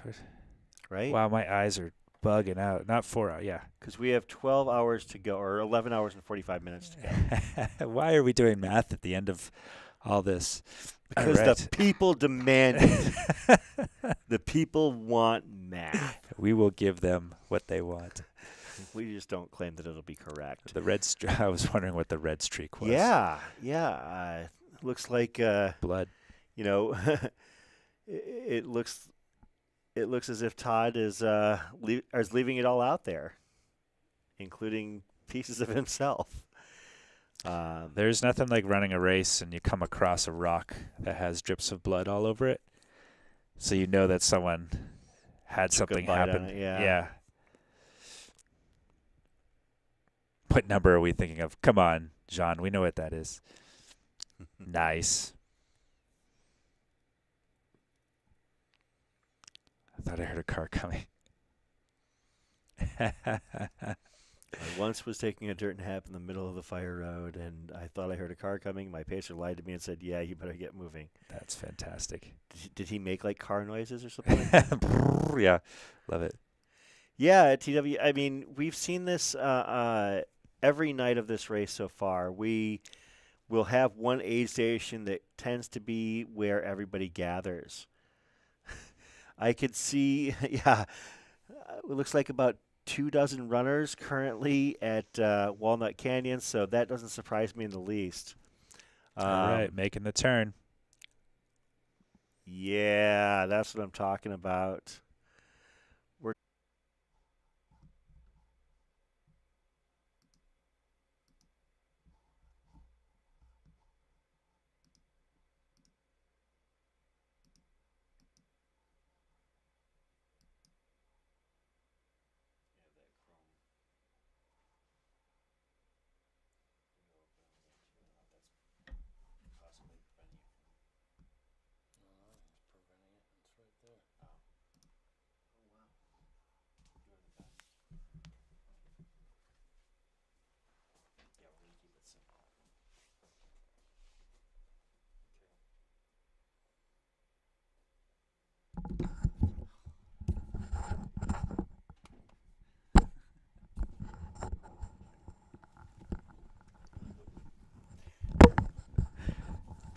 Hello. Thanks for bearing with us, folks. We did not touch anything that we hadn't been touching all night. Not to.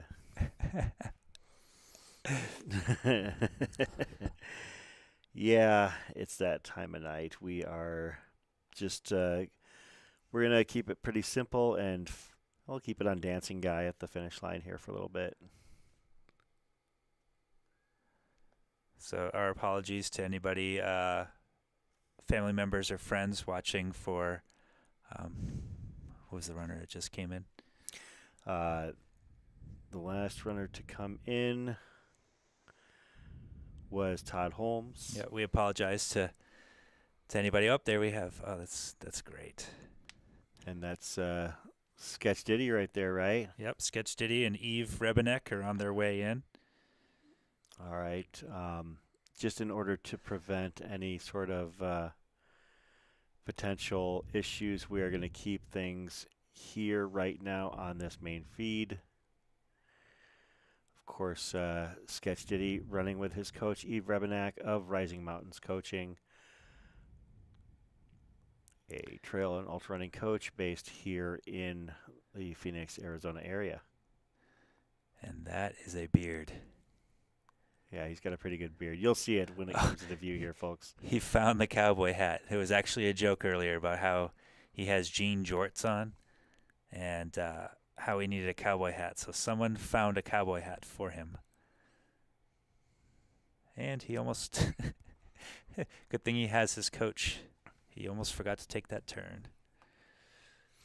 And we will be seeing in just a few moments the arrival of Sketch Diddy, the soon-to-be Cocodona 250 finisher. Now he'll be running the Marine Corps, I believe, in October. Oh, nice. Yeah, he's I believe is a Marine. Well, I appreciate his service for sure. And one heck of a funny guy.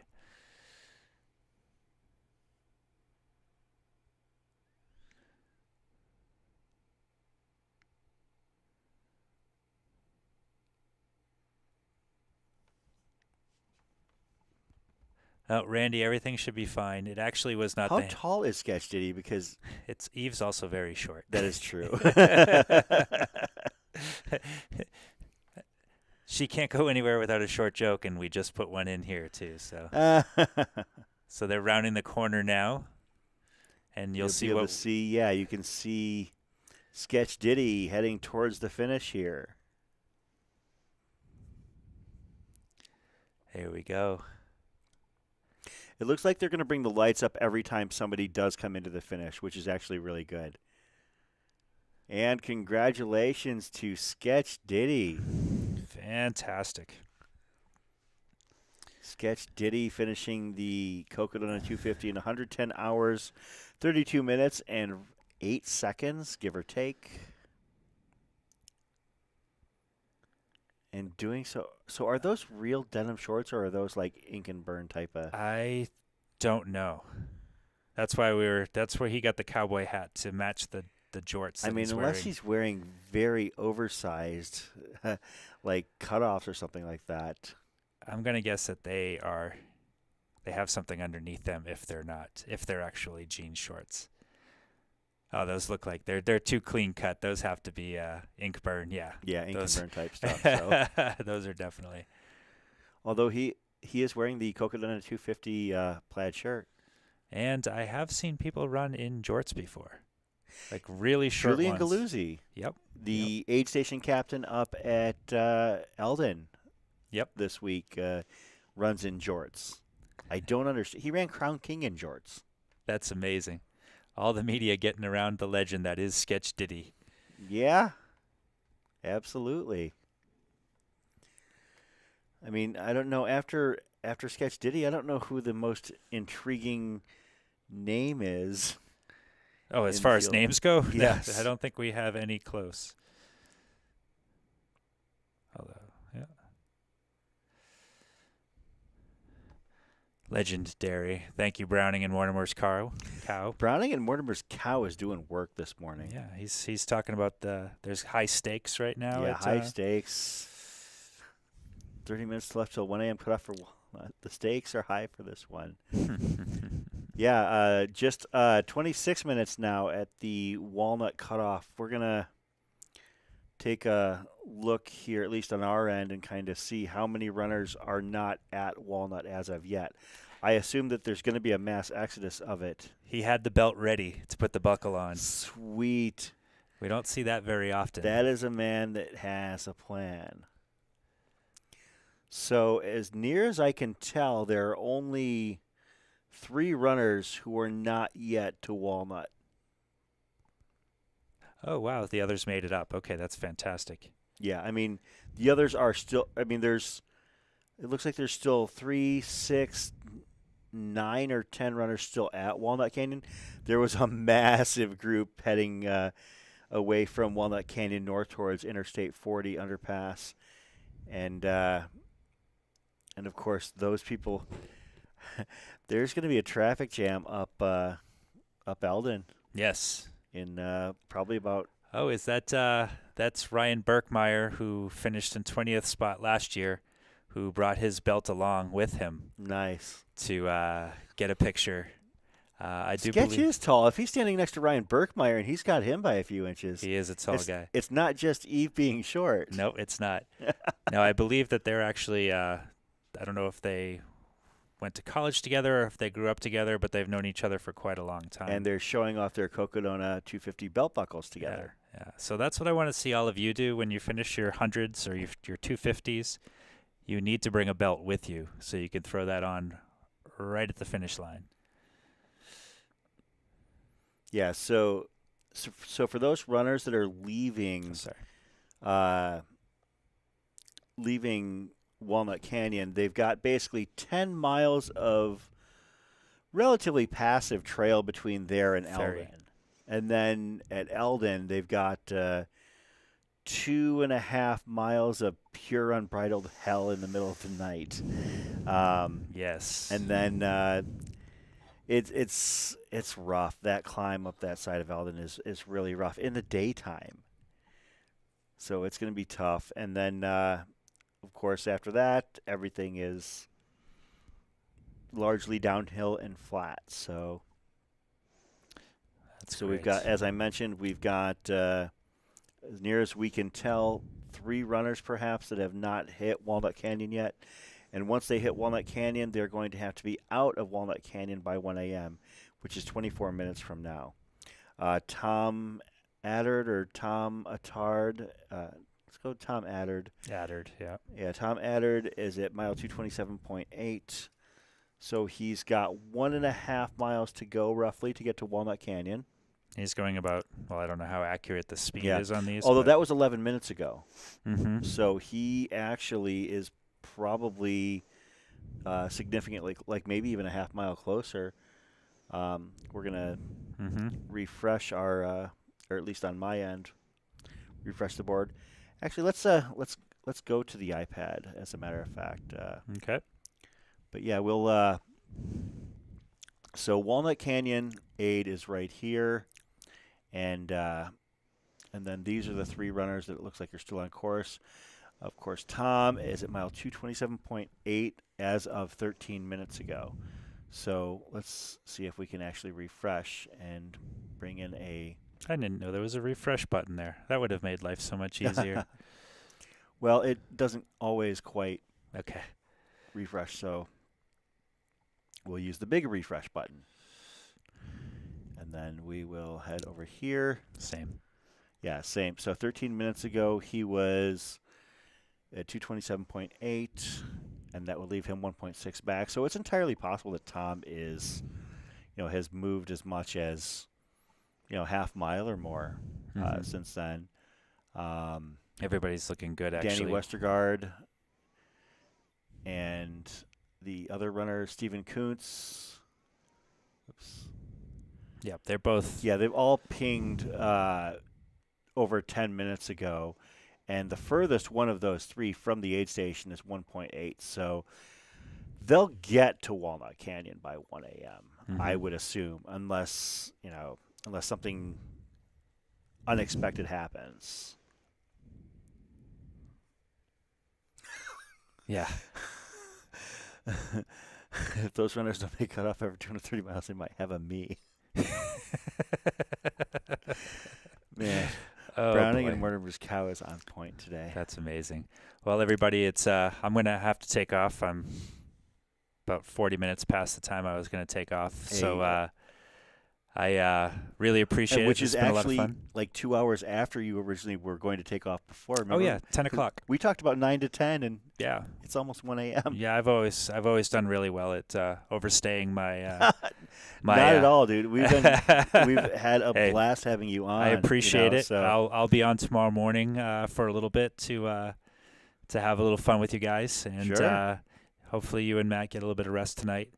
I appreciate that, Pinky, and let's do it again next year. Although I won't be able to chat with you guys, you guys can just shout things at me. We'll have people filming you on the course Okay, as you sounds good. take your own voyage on the Cocodona 250. All right, we got one. Go Henry Ward. He's almost in. So Yeah. thank you guys.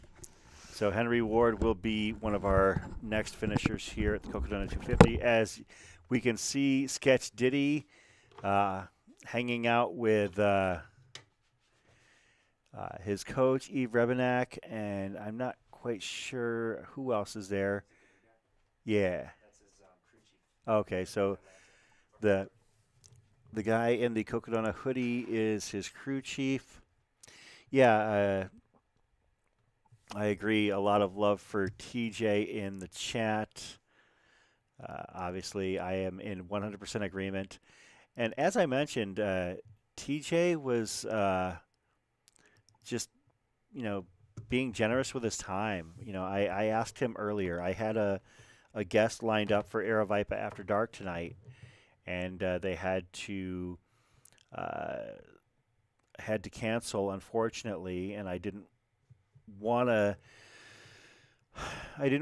be on by myself for an entire period of time. I mean, I want to have somebody to talk to, and somebody whose company I enjoy, and so I was able to have not one but 2 fantastic guests tonight in TJ Gardner and Christian Enriquez.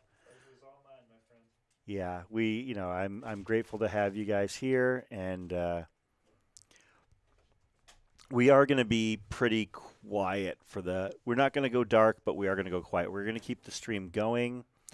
We are going to follow and see if we can, see the next few runners in. I might be in and out of the chat and the live stream as I might be in and out of consciousness for the next couple hours, because Matt Feldake and I are going to do our best to help narrate the final few runners as they navigate the Cocodona 250 course. Going to do a quick check on those runners that we thought might have gone off course. Number 127 and 34, I believe, were who they were. And I am pleased to report it looks like they are back on course. And those runners actually are really only, probably 3.5 miles out from town. So we'll be keeping an eye on them.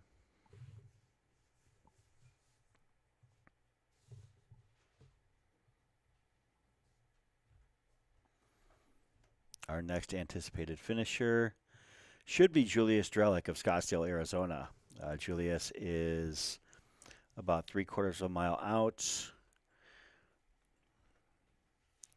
followed by Abraham Mancino from Bethel, Ohio. Henry Ward, my neighbor, from Chandler, Arizona. Deb Hamberlin from Tempe, Arizona. And two people that are kind of running together, Adam Foley and Maxime Enzo Amara. Cliff Matthews making his way down the hill. Hernan Garcia. Michelle Wager. Aaron Drasler. Okay, so these folks are actually at Eldon Aid. Aaron Drasler, Aaron Fleischer, and Amy Palmero Winters, the only amputee in this year's field. The rest of the runners still have not hit Eldon Aid yet, but that does not mean that they are not in good shape to finish this race. As we mentioned, the cutoff for the final cutoff is at noon tomorrow in Heritage Square. I've never been told I sound like Alan Alda, but I'll take that as a compliment. I think Alan Alda is a very, very talented individual. Keeping tabs on the back of the pack, we will see if we can go to the back of the pack here in just a moment.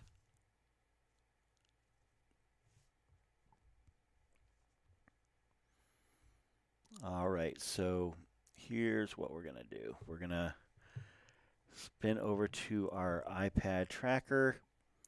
And as you can see, this right here is the aid station. I consider these runners to actually be in the aid station: Nathaniel Lee, Stephen Park, Josh Garza, and Danny Westergaard. We have a couple of runners outside of the aid station. Stephen Kuntz is about 0.4 of a mile away, maybe a little bit less. And Tom Addard is perhaps a little bit less than a mile out. And that was as of 6 minutes ago. So it's going to be very close. Addard is estimated 4 minutes before cutoff at Walnut. So if he can get geared up for the climb up Eldon, he's good to go. Daniel, that's correct. I can go to the iPad, but not the follow cam. I am not comfortable trying to go to the follow cam based on what we had just happen a little bit ago, as Matt Feldake is the only person who would be able to fix that, and our friend needs his sleep.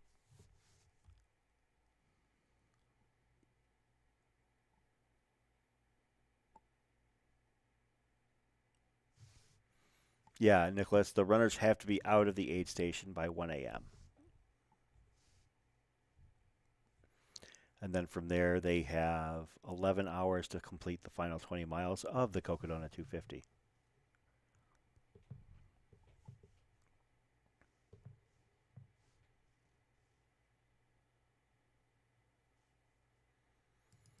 Yeah, I think we're just about there. I think everybody is almost in at the back of the herd. And to finish this race, of course, they are going to have to take the bull by the horns. We are highbrow here at Cocodona 250 on the live stream. when it's Aravaipa after party.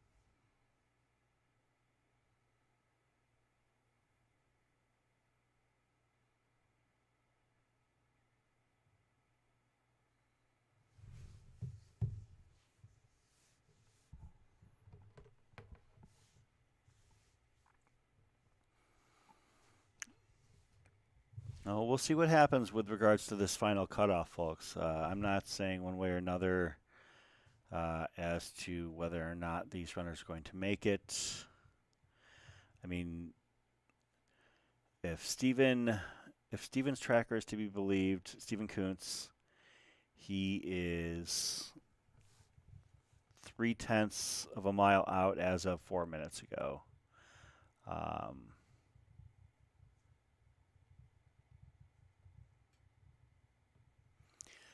Looks like Tom is in at Walnut Canyon. At least that's what my tracker reads right now. That Stephen Park, Nathaniel Lee, Danny Westergaard, Tom Addard, and Josh Garza are all in at Walnut Canyon. They still need to get out at Walnut Canyon, but they've got 11 minutes to do it, so that is plenty of time to get everything together.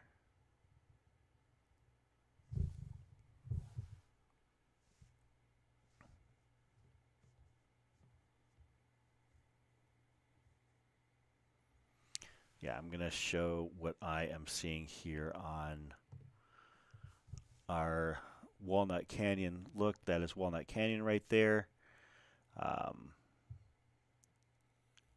Danny Westergaard, Stephen Park, Joshua Garza, Tom Addard, and Nathaniel Lee all looking like they are still there. David Adams looks like he has just left or is just leaving Walnut Canyon.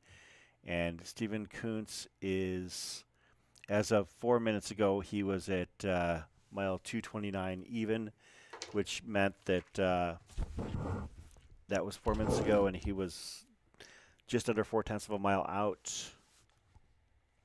It's going to be close. It's going to be close, but he should be in.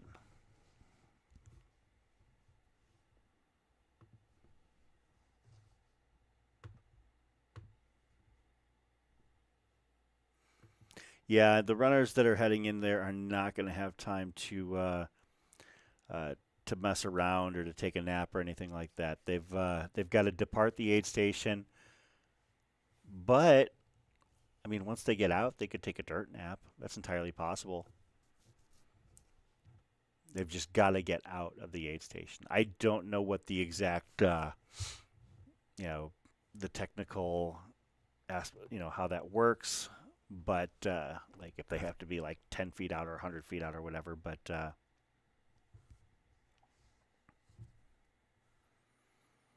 we'll see what happens here because it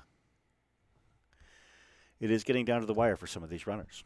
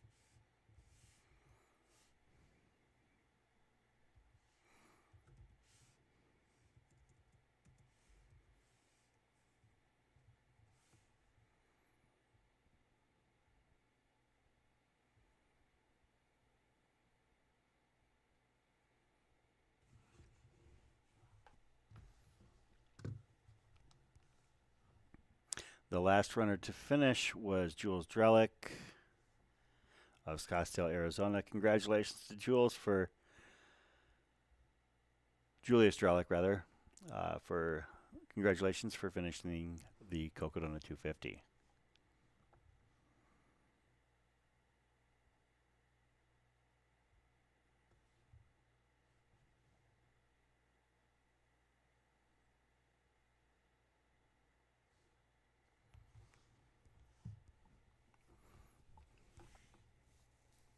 And again, I love being able to see the racers celebrate with friends and family.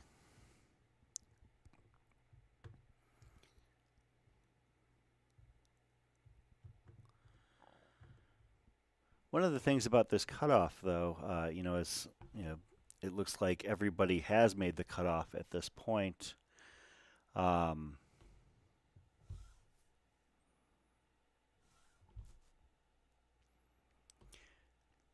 is that once they've made this cutoff and yeah, as people are noting, Stephen Kuntz's tracker, Tom Adder's tracker, Joshua Garza, they're all showing as actually being at Walnut Canyon. So now they have to depart Walnut Canyon in the next 5 minutes.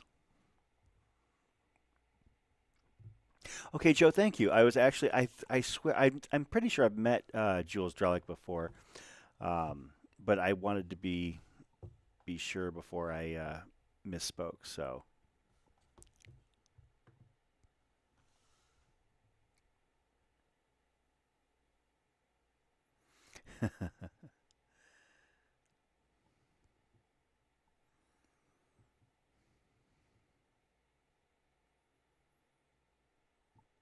so yeah, the runners at Walnut have exactly 5 minutes to depart, and then, of course, they've got roughly 21 miles to go.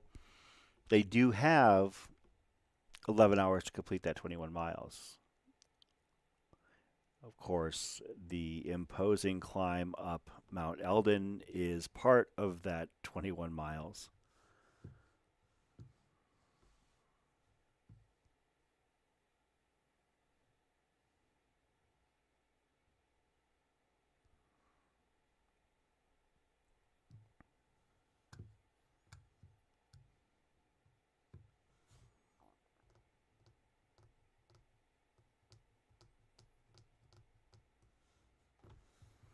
If we have a break in the finisher string of finishers, rather, I'm probably going to step away for a few moments to grab a bite to eat. It looks like Abraham Mancino is the next person to potentially finish.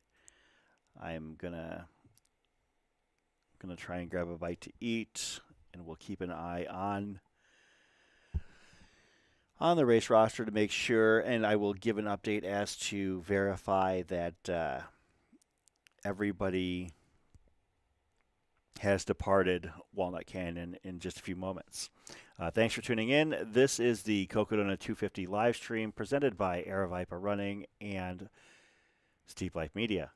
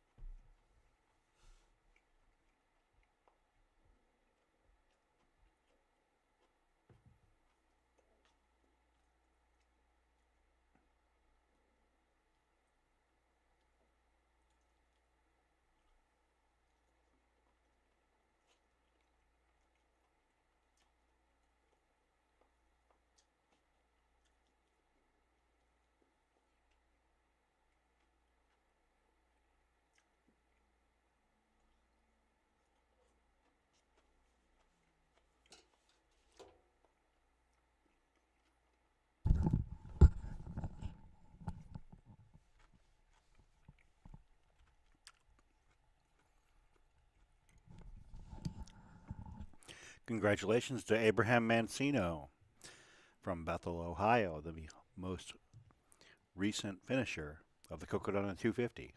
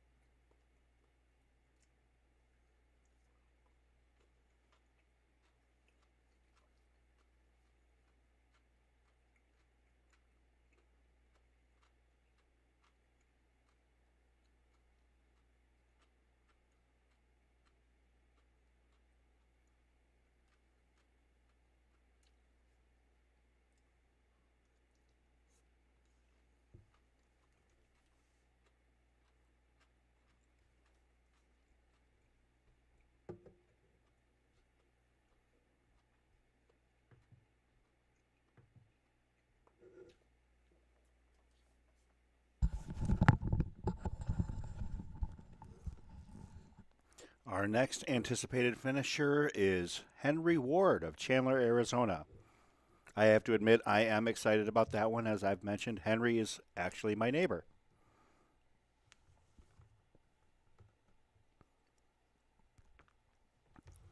Yeah, T-Dub, the finishers are going to keep coming in. I mean, we've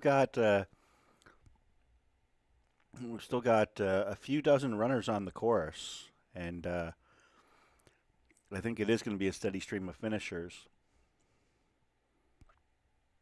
You know, there's going to be a veritable logjam heading up Eldon, I do believe, and then quite a few people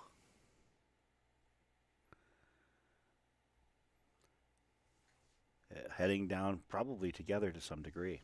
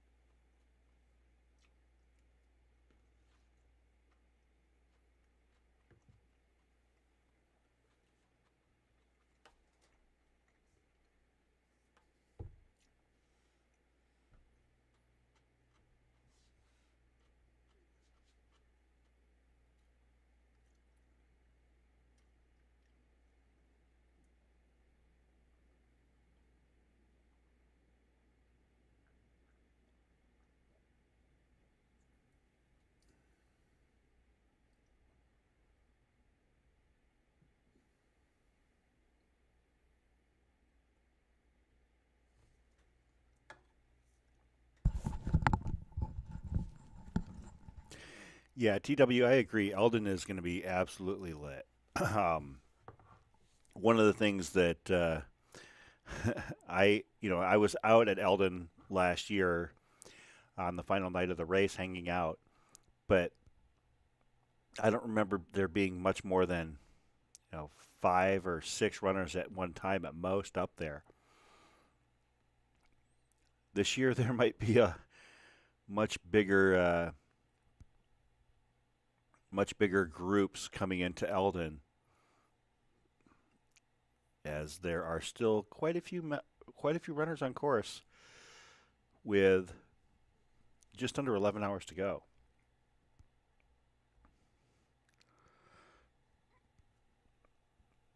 I'm going to see if I can get some word from somebody with Race Command to verify as to whether we lost anybody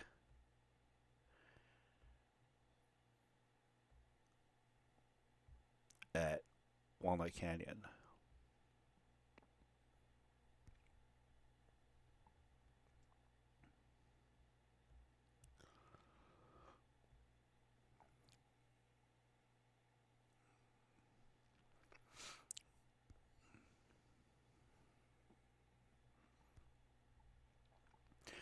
Well, Philip, when you're asking about whether or not like they've stayed or gone from Walnut Canyon, you also have to keep in mind that several of the people whose GPSs are still showing as at or around Walnut Canyon, such as Danny Westergaard, the last ping in his case was 11 minutes ago.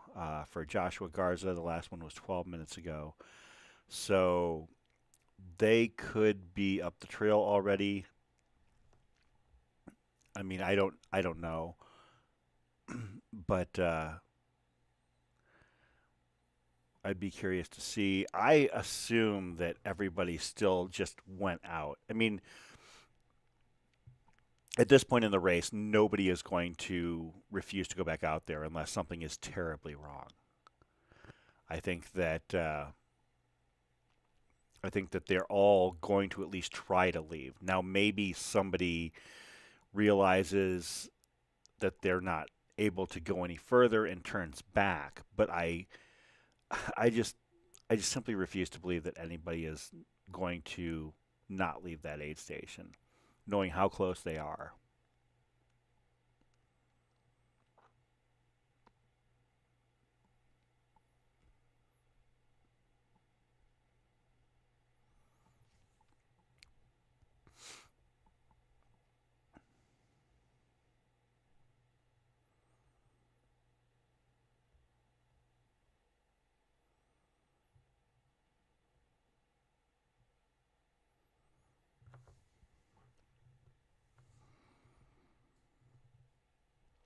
And of course, Eldon Aid is 13 miles after Walnut Canyon. The first 10 are relatively tame, even dare I say runnable.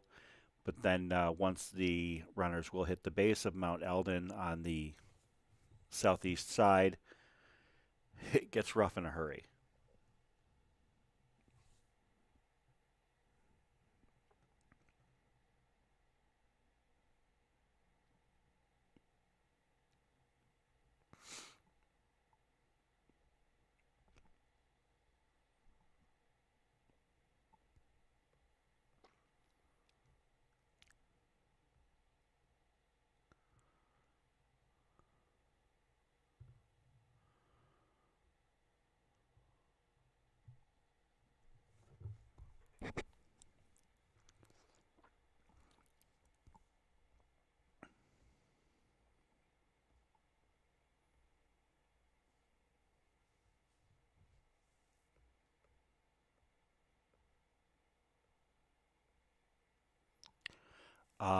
According to the tracker, Stephen Coots is showing as a DNF.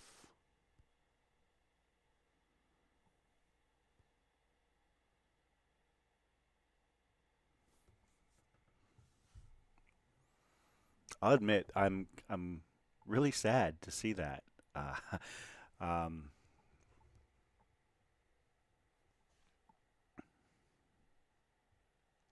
Yeah, it is unfortunate that Stephen Kuntz is not going to be continuing further past Walnut Canyon Aid.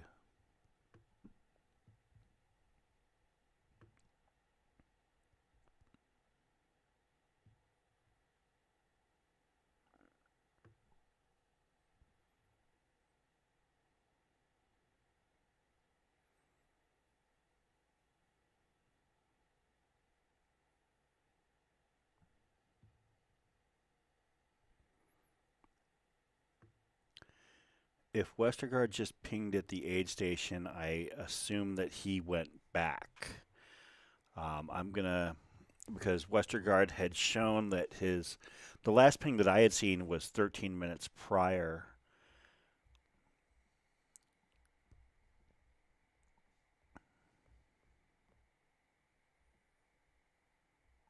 Yeah, Danny Westergaard I have as being out of the aid station at mile 229.7, so that'd be about a half mile past past Walnut Canyon Aid. So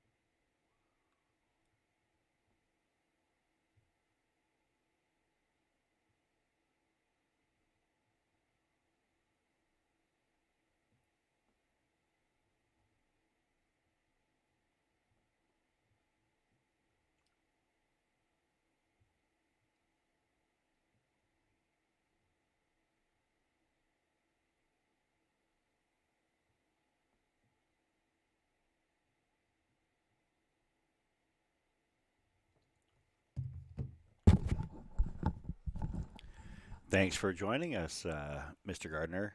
I look forward to having you with us again.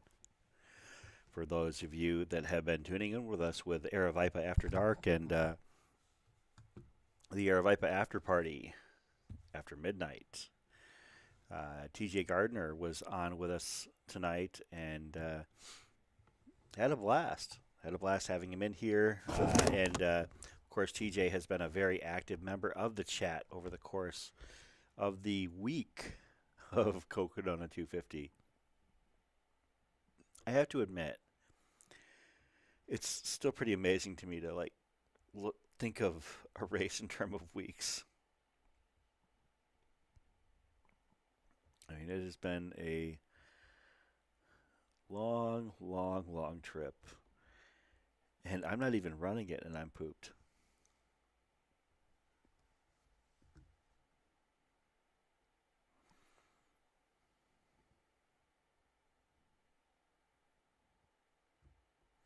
No, Philip, I was very sad as well. Rooting on all of these runners, and I truly believed uh, that they were all going to make it out of Walnut Canyon, and it is unfortunate that Stephen Kuntz of Madison, Wisconsin, was not able to make it out in time. But I think that everybody else, as you mentioned, Philip, that last section did have a more aggressive cutoff than most of the sections, 21 per minute mile. Of course, this last section has a much more manageable. I believe it's roughly 29 or 30, is it? Or it might even be longer than that. Um, Minute per mile cutoff. Now, granted, two and a half, three of those miles are going to be really rough on these runners. As I've mentioned, I don't like climbing up that Eldon Trail during the daytime. It's very hard, and they're going to be doing it at night, so that could be pretty rough. Although one of the things they've got going for them is that several of these groups of final runners are in packs, and I think they're probably going to want to stick together as they head up Eldon. Just that's just how I would approach it, and I've done that trail, and I've done it with a group of people, and I was glad I did. I've never done it by myself, so.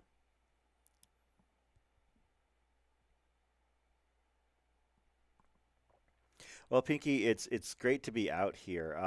It is very rewarding, and yeah, it is hard work as well. I've got a normal 9 to 5er that I basically have been going into work from 8 to 4:30 or 8 to 5, then zipping over to the Aravaipa Studios to jump on and do some time on the live stream. It's I'm very lucky. Have I once upon a time I was on radio broadcast. I had done talk and even some news reporting for a few years in what I feel like is previous life. And when I found out that Jamil and Aravaipa were doing live streaming, I was a trail runner, and I just volunteered to help out, and they kept me around.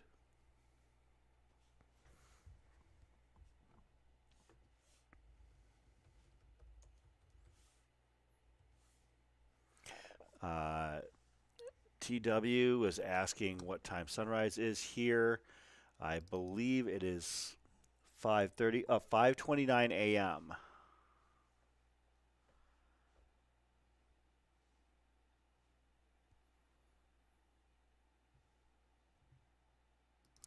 Yeah, our next anticipated finisher is Henry Ward. As I mentioned, I have been a friend of Henry Ward's for some time, and we live as neighbors in the same little area of Chandler, Arizona.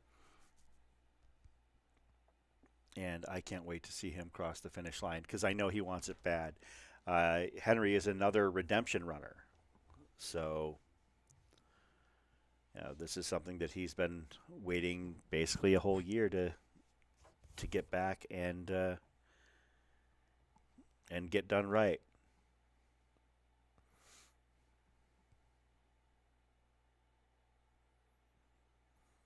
Of course, for those unfamiliar with Henry Ward, he does a lot of high distance runs. Like if he's running a marathon, he'll usually turn it into a quad marathon. He runs what's called the Boston Quad every year in Boston, where he basically runs the course backwards, then forwards, then backwards and forwards of the Boston Marathon, with his fourth run culminating in his actual run of the Boston Marathon.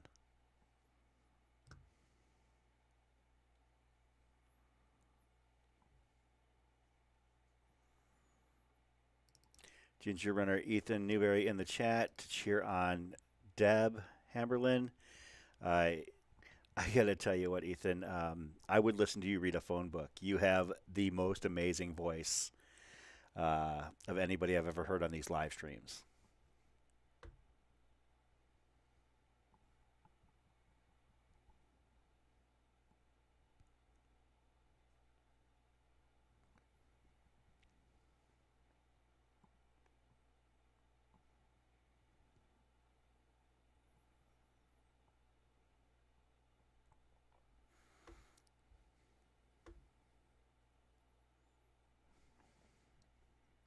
Yeah, we're just going to basically hang out here at the finish line.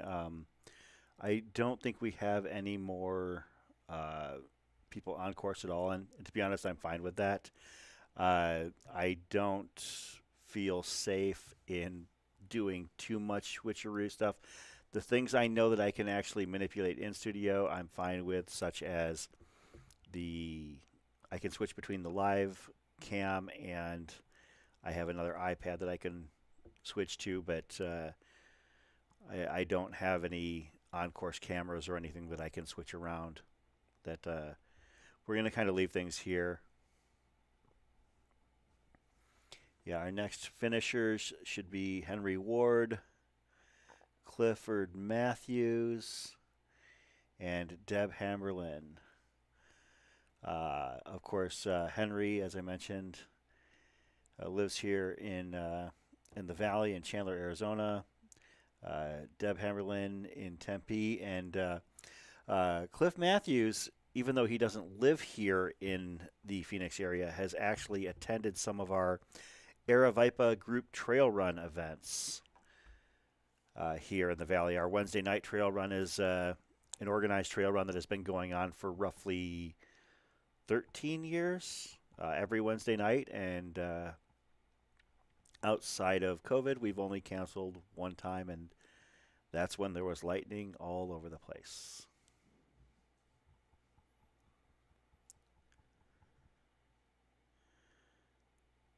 We do not have any footage from Eldon in the last several hours, Christopher. So the only course footage we've carried since roughly 8 p.m., since dark, has been on the streets of Flagstaff and with a couple of follow cams.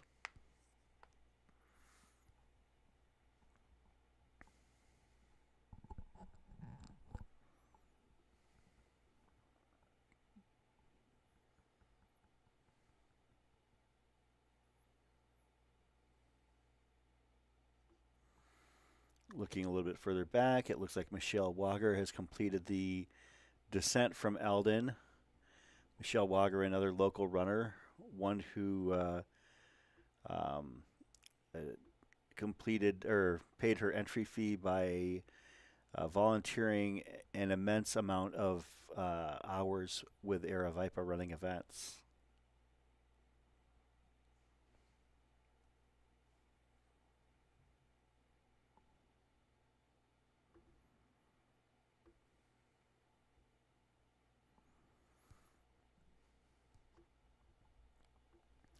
I'm also going to try and verify and make sure that nobody turned back at Walnut Canyon. As for those who are just tuning in, we We lost one runner at Walnut Canyon at the 1 a.m. local time cutoff. It is currently 1:27, so that cutoff was at the top of this hour.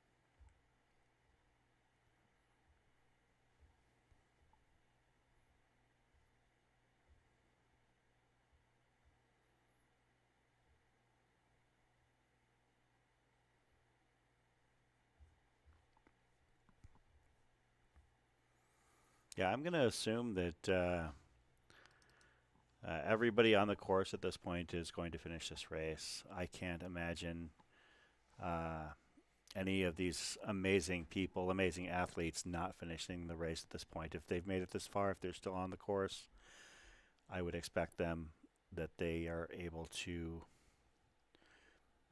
make it into the finish line at Heritage Square.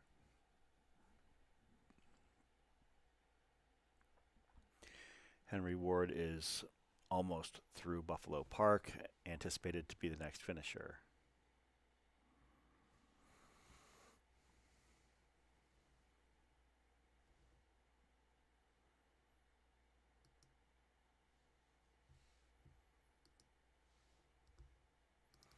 Oh, Crispin, don't sell 100K short. I mean, still a heck of a run. Yeah, I mean these people are doing 250 miles, but let's face it, they're kind of nuts. Uh, but we love them for it. It's given us something to do and follow over the course of the entire week.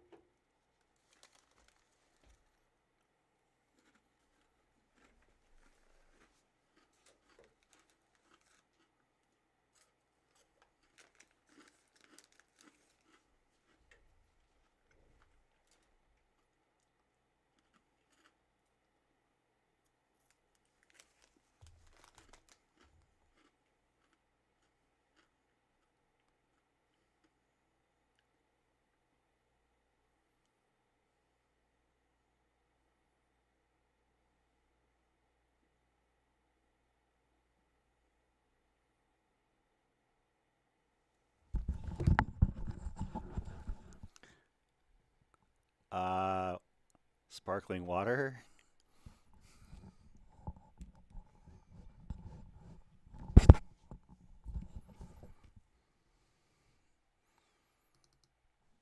Yeah, sparkling water. Let's go with that.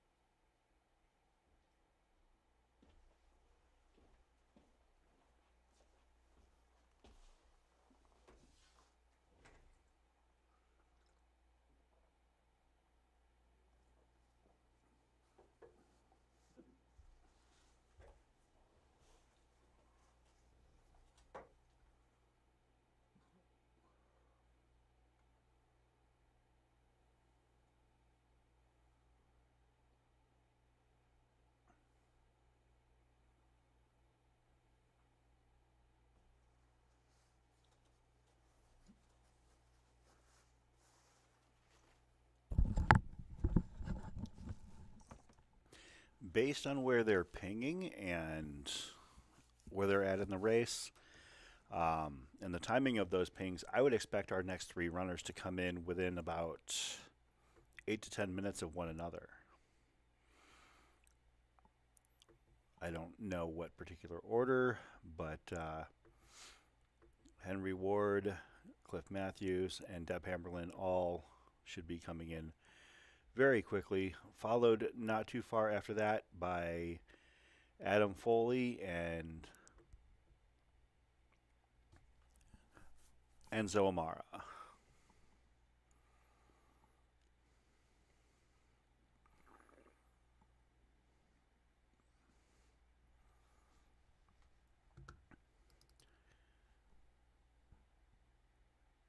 Yeah, sketchy pass through maybe 30 minutes ago, 45 minutes ago. Sketch Diddy? Yep.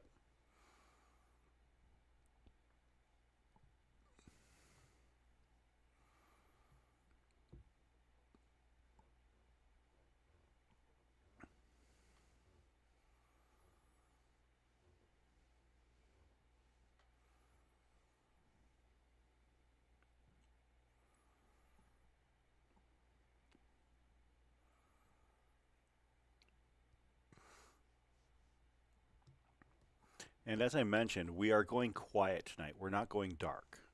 We are going to stay on with a live stream feed from the finish line all night here at the Cocodona 250. We are possibly going to just be very quiet, maybe sleeping on this couch over to my right. But we want to enable everybody to have a chance to see their runners cross the finish line. But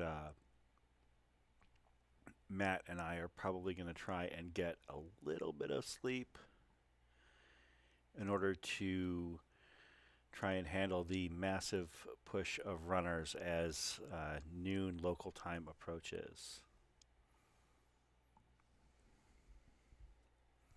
Yeah, I'm expecting the headlamp of one Henry Ward to be showing up in our view in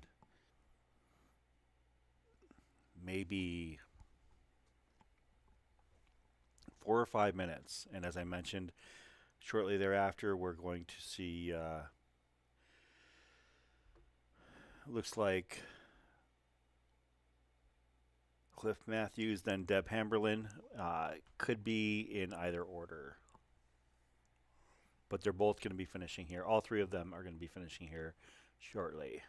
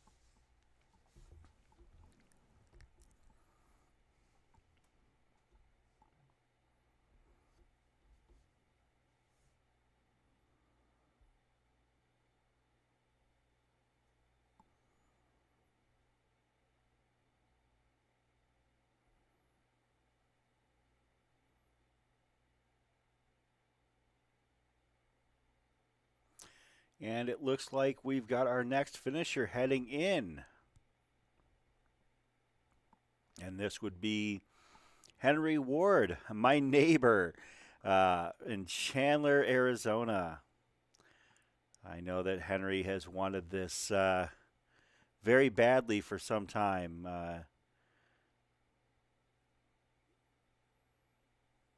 Henry had DNF'd this race last year, and I know he was very excited to finish it.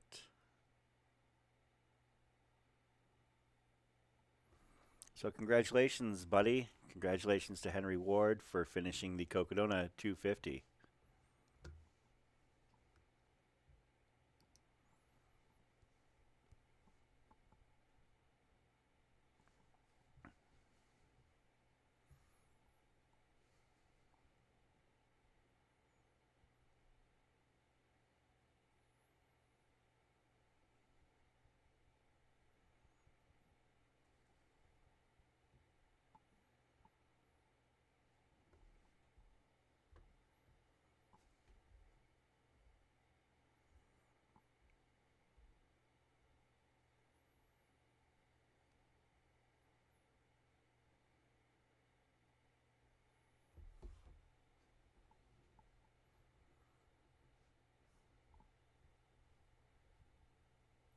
Giridar, if you're asking about Henry, Henry just crossed about a minute and a half ago. It was moving very quickly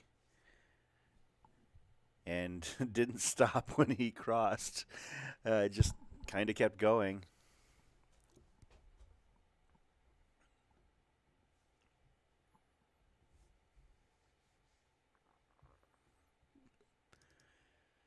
Michael Hilliard, thanks for the generous super chat donation, and thanks for tuning in for the last 5 days. The reason we're doing this is because people want to have a place to watch races like this. I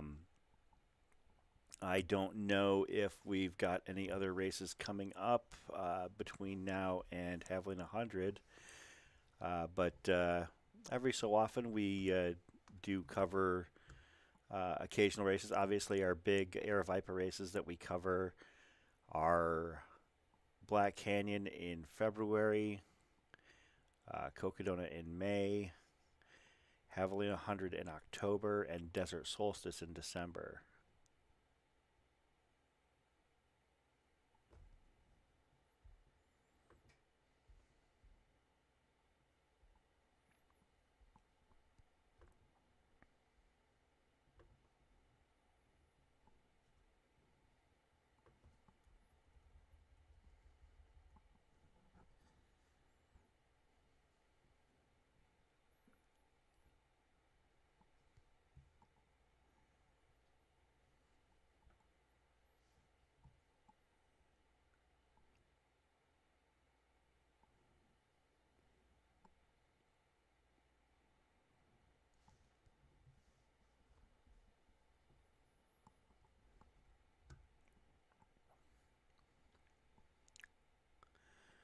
And we are now turning our attention to our expected next finishers of the Cocodona 250.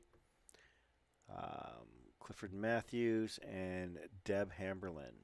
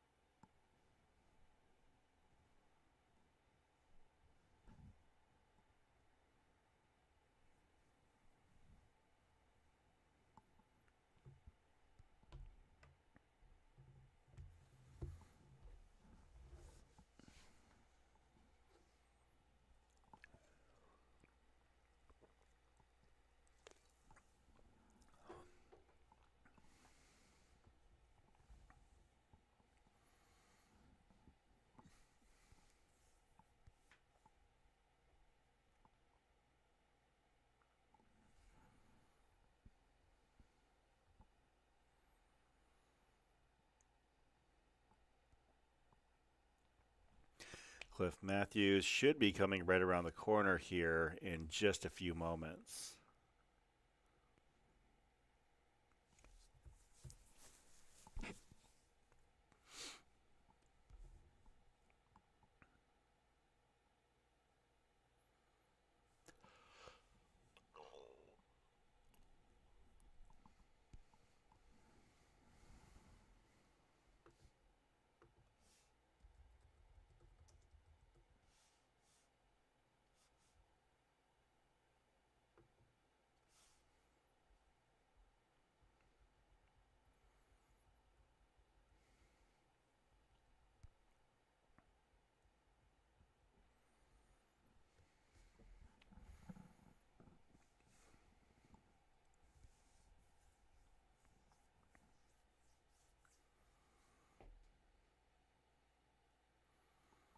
Our next finisher, Cliff Matthews, has had a pretty eventful year over the last 12 months, running, including finishing the Javelina 100 here in Arizona, as well as having a finish at Hard Rock last summer. And now he is going to add the Cocodona 250 to his resume.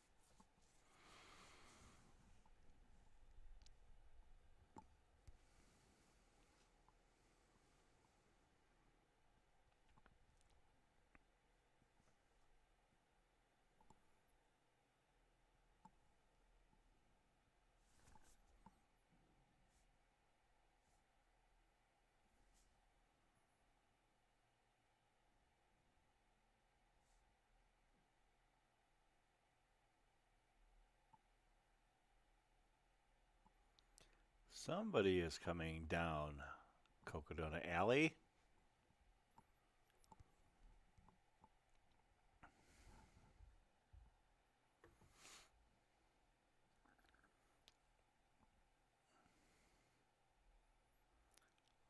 Looks like it would be Cliff Matthews. Congratulations, Cliff Matthews, with the Cocodona 250 finish, 111 hours, 55 minutes, and 5 seconds. Thank you, Josh Patrick, for the generous super chat donation. And so our next finisher, I don't know if you've been paying attention, but Deb Hamberlin has some fans up in this joint.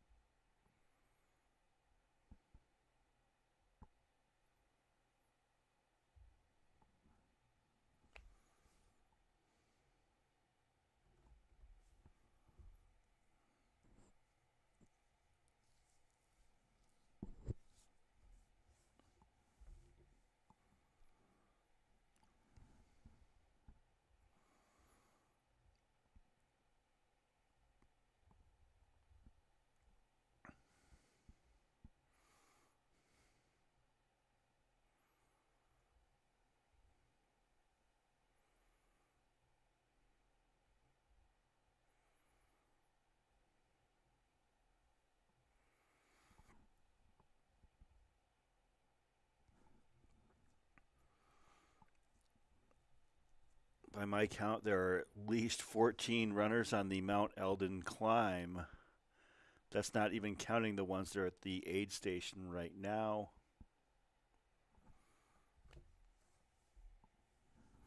So yeah, the Mount Eldon climb is going to be a very busy section over the next few hours.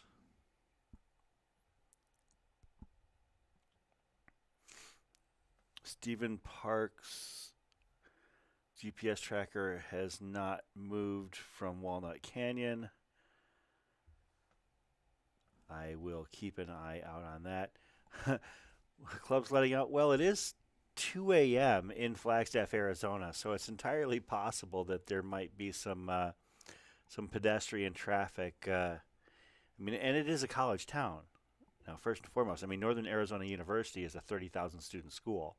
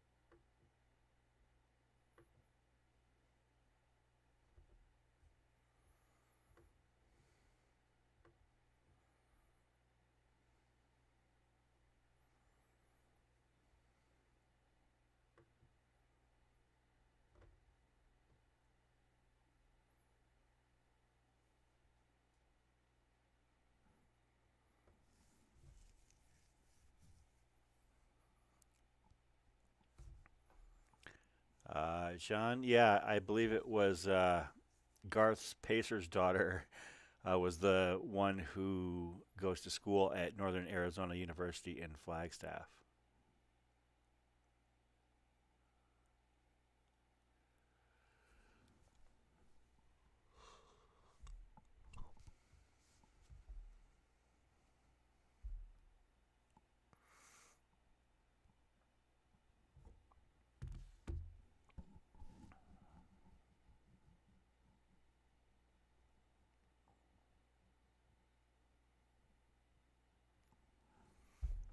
Did some people really set alarms to catch Deb come into the finish?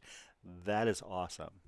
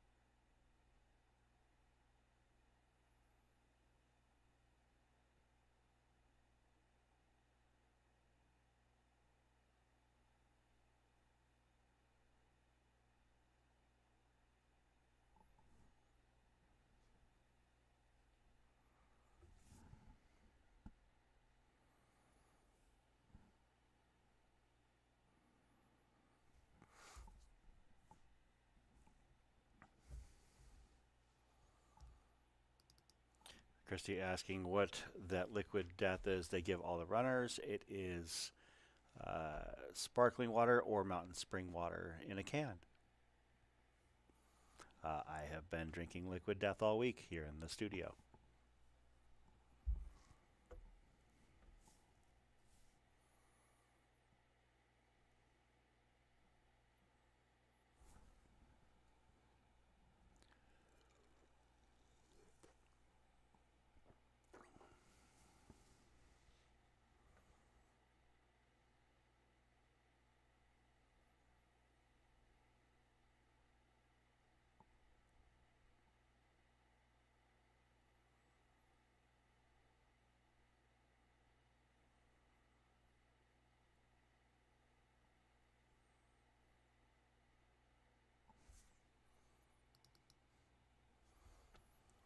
Right, Angela?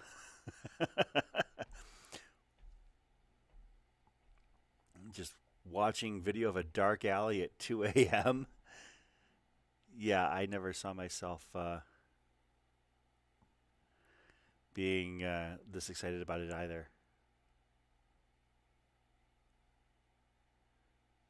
The final cutoff for the race, Brendan, is noon.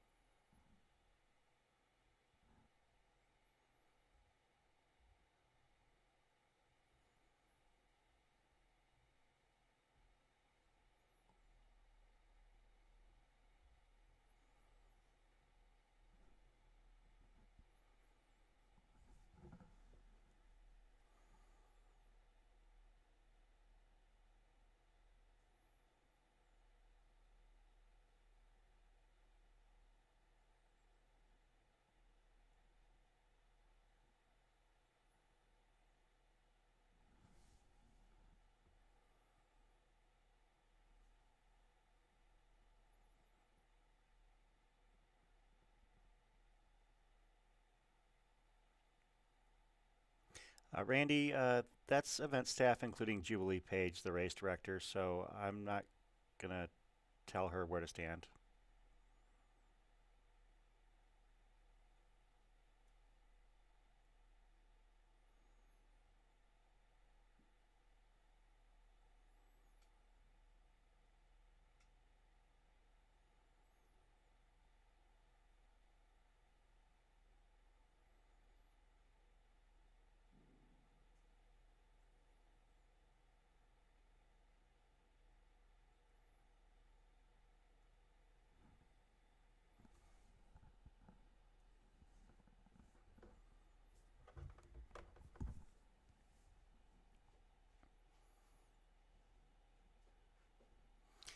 And there we go. We have a headlamp heading down the alleyway.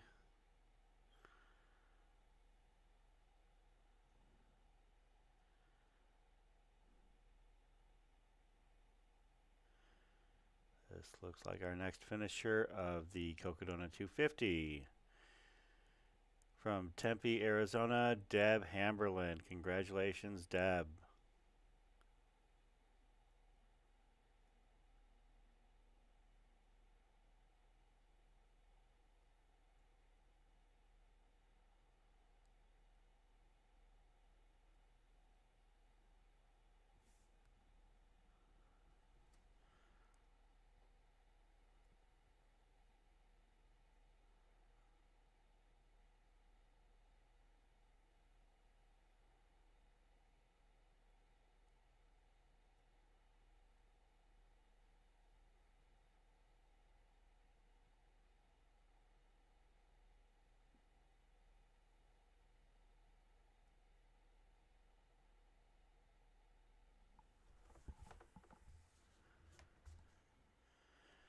And Aravaipa race director Jubilee Page there to give Deb a hug at the finish line.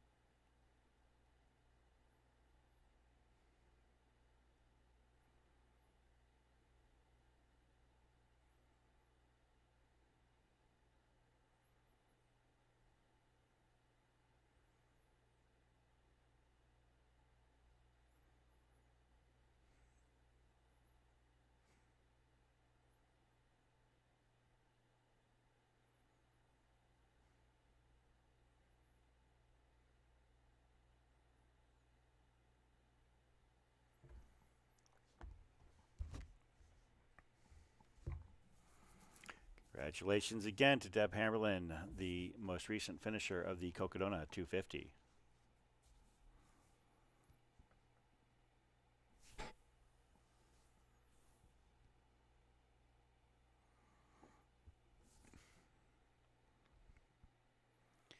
Our next anticipated finisher, or finishers actually, could be Adam Foley and Enzo Amara. And they should be just a few blocks out as well.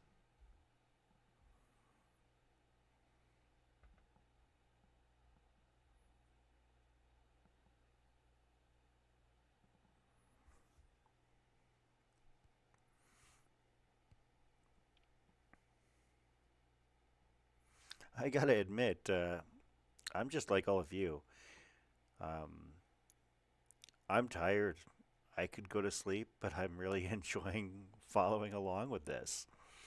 Even if I do decide to or have to take a nap, we will keep the live stream going, and we'll just have it on quiet mode where we will keep the live static cam on the finish line.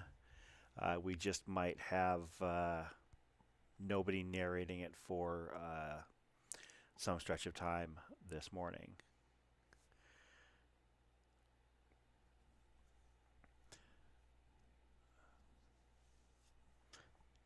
one of the things about covering this race as closely as we have and being in here every night is that um, I have so much other media that I've missed out on.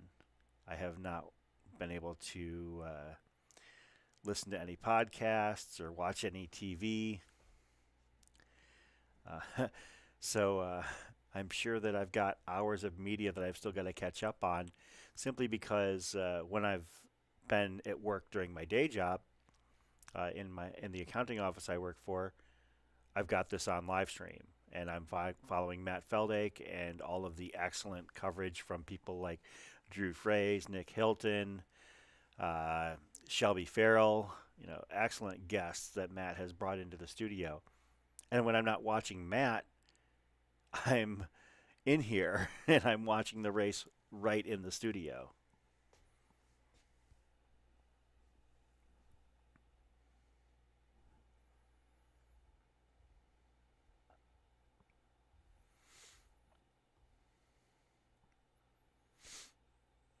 Yeah, the back of the pack, as we've been following, it looks like nobody has gone back towards Walnut Canyon. Everybody is moving forward, so I'm hoping that they are all able to actually finish. They've got time. These runners have time. From Walnut Canyon to the finish is roughly 21 miles, and they all had to leave there by 1 a.m., which would give them 11 hours. As of right now, they have 10 hours and 45 minutes to traverse the rest of the race.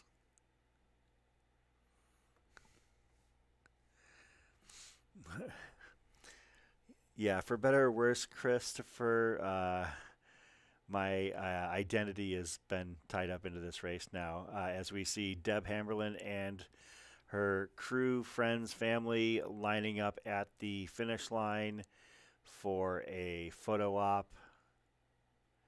It's pretty great. I do like these photo ops, and I like being able to kind of witness them and to bring them to you, the people who have been following along with these racers all week long, because it makes you feel like you're there to a degree.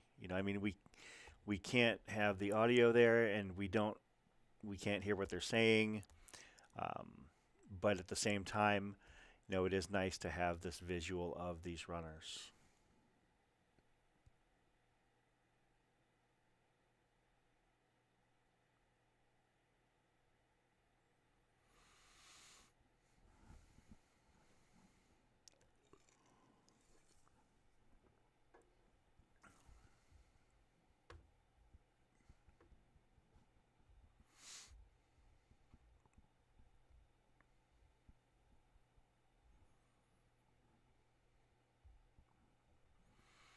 Looking next to see Adam Foley and Enzo Amara finishing this race. They are on Beaver Street.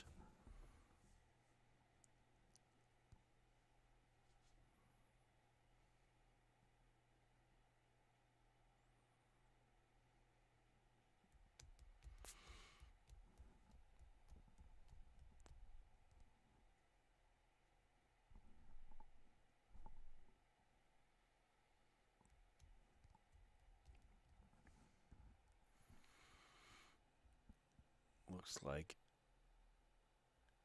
Adam Foley is probably about 3.5 blocks out, maybe 3 blocks out. And Enzo might be. They are actually, no, I am incorrect. They are actually right at the most famous left-hand turn in endurance sports this week. They are turning off of Beaver Street and onto Birch Avenue, where they will soon head down the Cocodona Alley to finish the Cocodona 250. Yeah, Giridar, Michelle Wager is probably about 20-25 minutes out. She might be the next finisher after these two come around the corner. She is just almost to the exit of Buffalo Park, at which point she will make her way through the streets of Flagstaff to finish the Cocodona 250.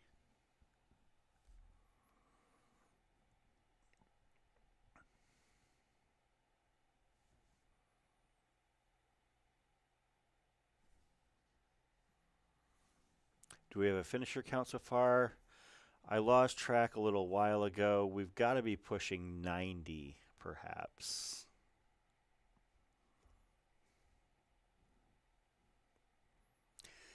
All right, I see light down the alley, which means this could be one of two people. It could be Adam Foley, it could be Enzo Amara, or it could be both of them. And judging by the looks of things, it is indeed both of them.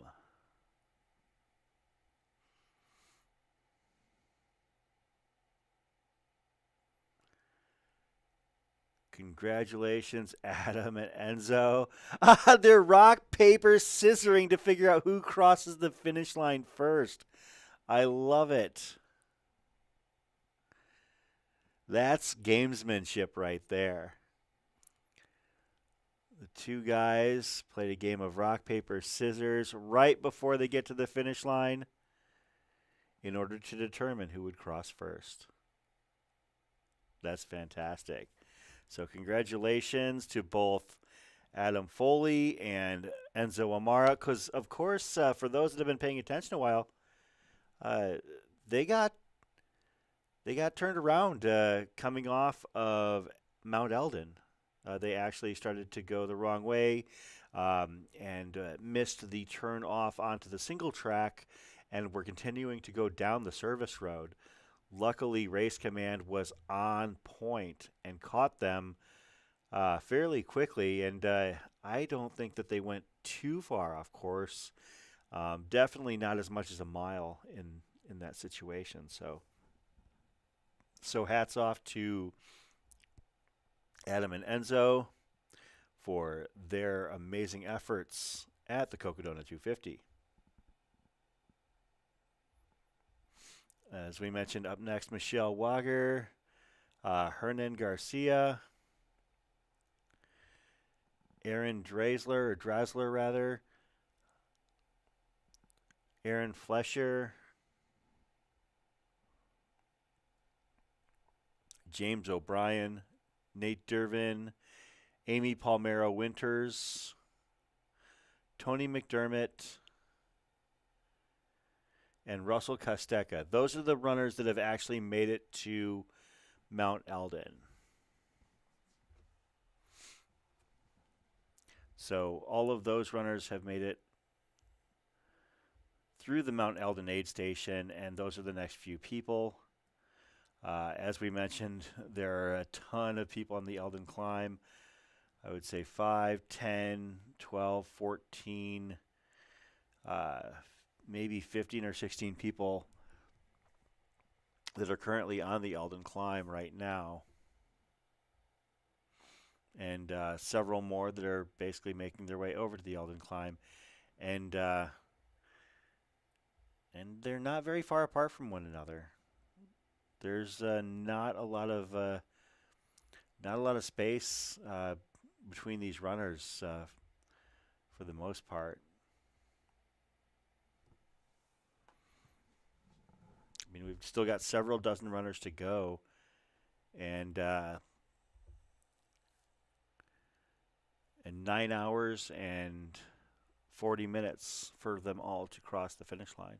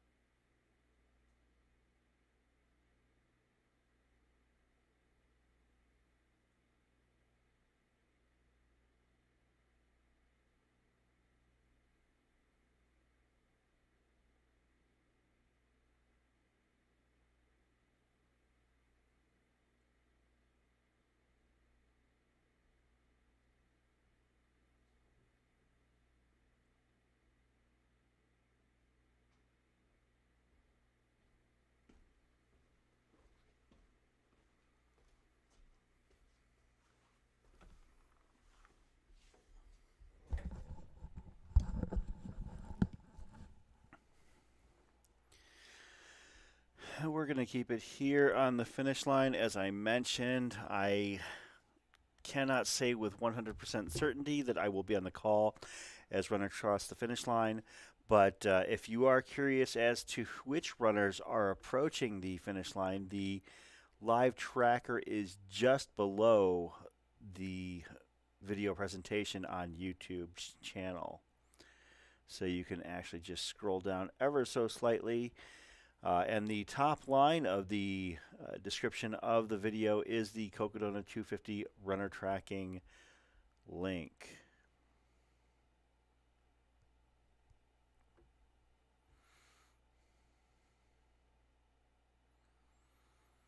But yeah, we will keep a static hard cam on the finish line here at the Cocodona 250.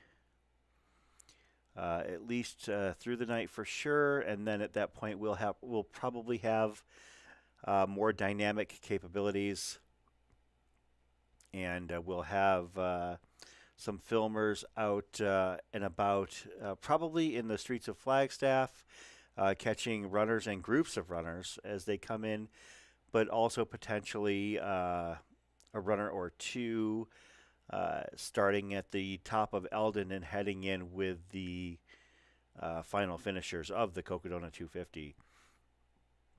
I think I heard a rumor. I cannot confirm 100%, but it is entirely possible that a gentleman will be following the final finishers in. I do believe Jamil Curry had alluded to that fact, that he was going to be coming with those final runners off the top of Mount Eldon, the high point of the Cocodona 250 course.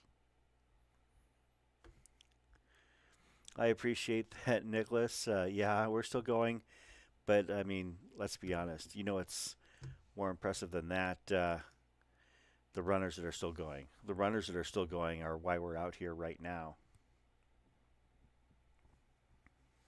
And I know there's not a ton of people watching right now, but we are happy to have each and every one of you hanging out here in the wee hours, at least wee hours locally. It is 2:30 in the morning here in Phoenix, Arizona, in Arizona, where the Cocodona 250 is taking place.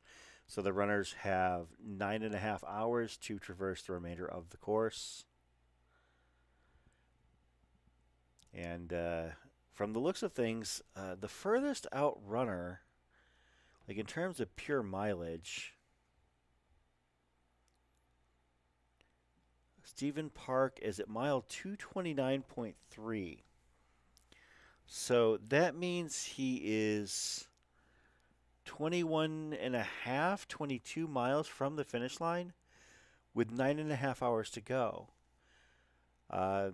You know, under normal circumstances, I think that it's a foregone conclusion. But this is Cocodona. So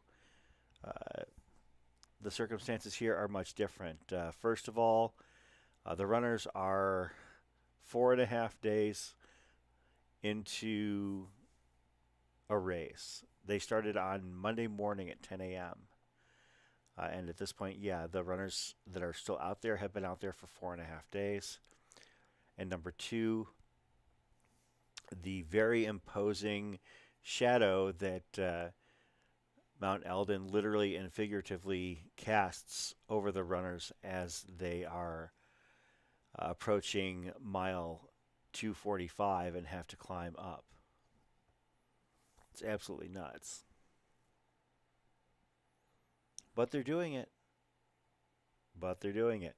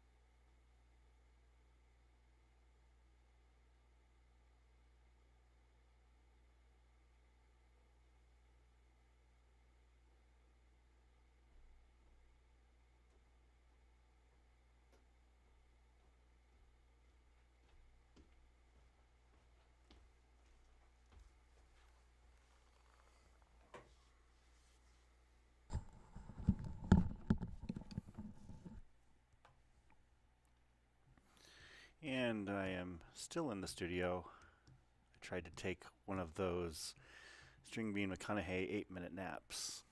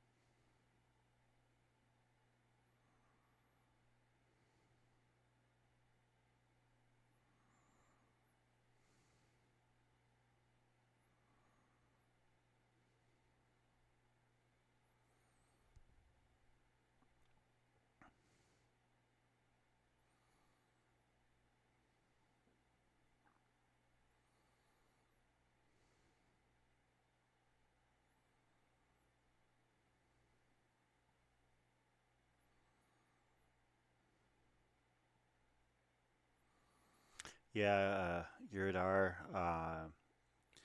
Michelle is almost in. Michelle, I thought it was Wager, but somebody had mentioned that it was pronounced Wager.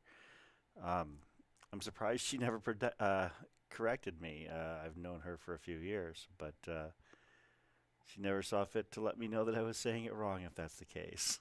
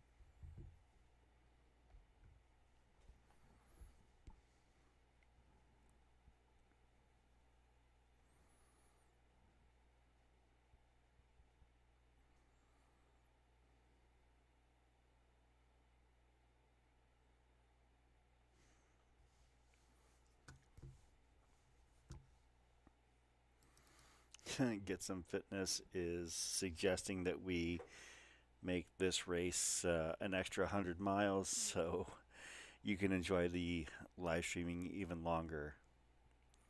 So, should we have the race start in Phoenix? Phoenix proper, perhaps? Maybe link up the Black Canyon section with the Maricopa Trail started in Scottsdale, and then have the runners go from Scottsdale to Black Canyon City to Crown King, and then on. That would be interesting and brutal. The Cocodona 350, where when 250 just won't do.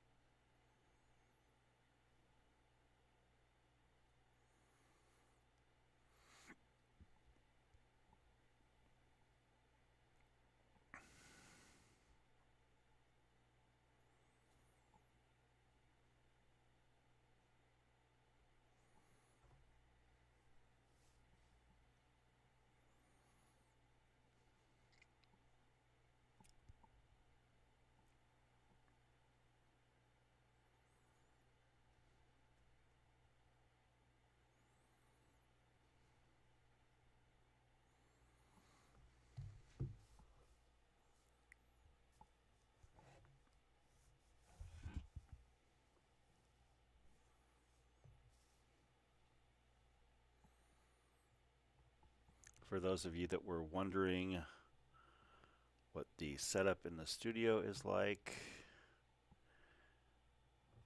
this is basically what we're working with.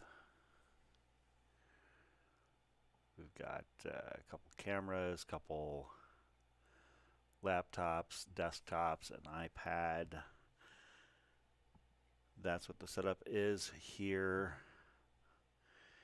at the Aravaipa Running Steep Life Media Studios for covering the Cocodona 250.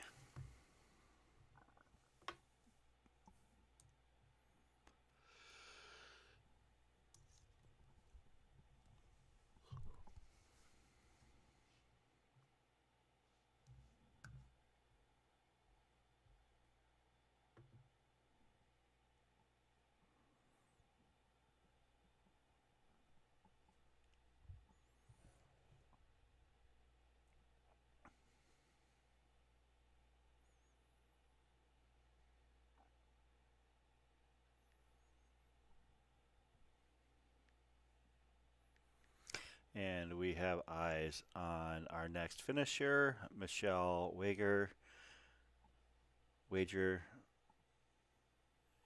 hitting the finish line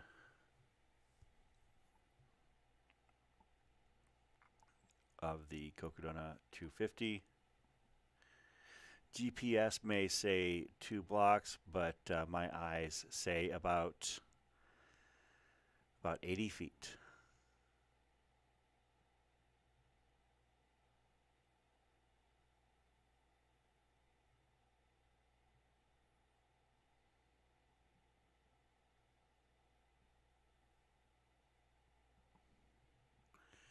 Congratulations, Michelle, on a great finish at the Cocodona 250.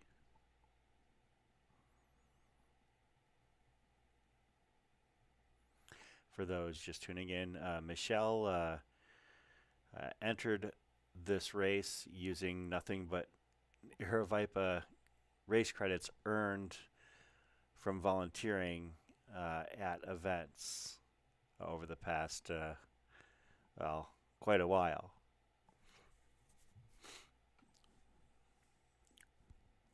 Which is a testimony to her dedication to the trail and ultra running scene here in Arizona. She is a huge contributor and obviously giving of herself.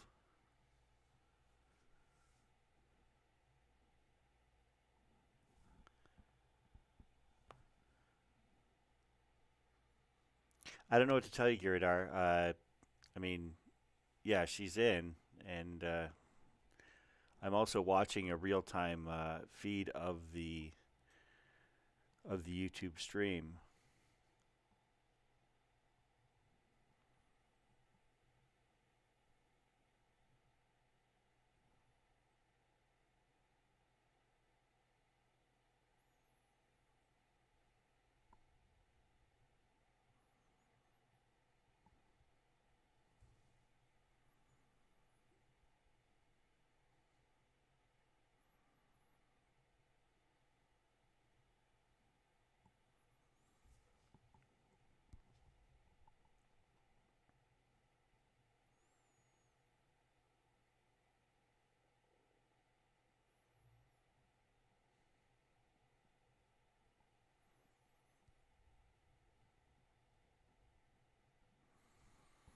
Our next finisher, if things hold the form.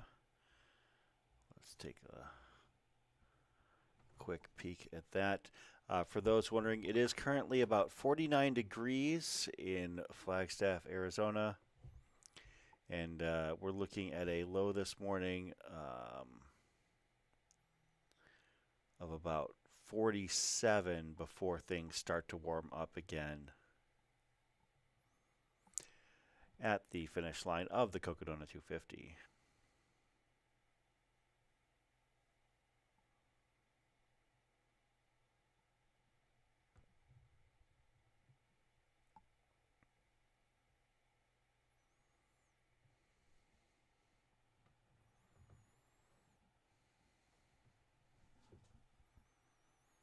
Do we have our next finisher coming in already?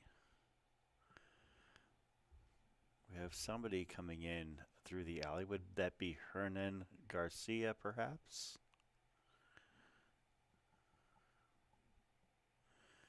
Looks like it. Our next finisher, number 97, Hernan Garcia from Knoxville, Tennessee.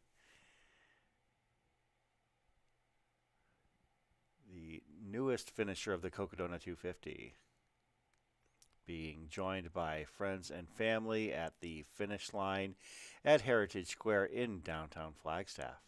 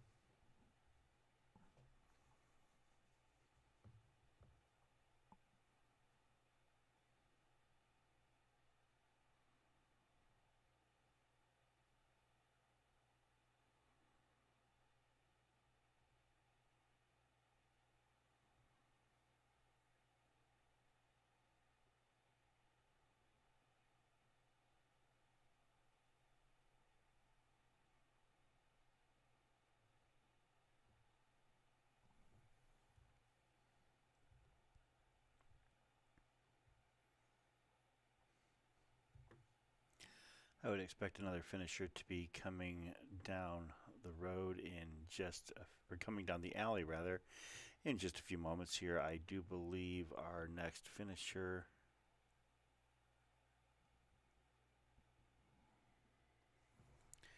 as Michelle Wager is being surrounded. I see her husband right behind her. I believe that was her last pacer on the left. And that was Ricky Harrow on the right, all helping support her. And joining the picture on the right-hand side is Aravaipa race director Julie Harrow, who is, I know, fairly close with Michelle as well. So I'm sure that they were all part of the team to help get her across the finish line. Congratulations again to Michelle and to her crew for an excellent job in getting her across the finish line of the Cocodona 250 2022.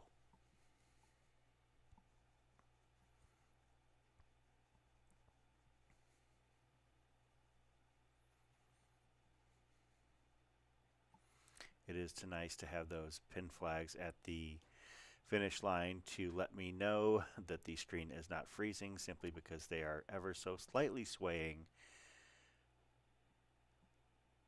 And so that way, if I see that, I know that the screen has not frozen.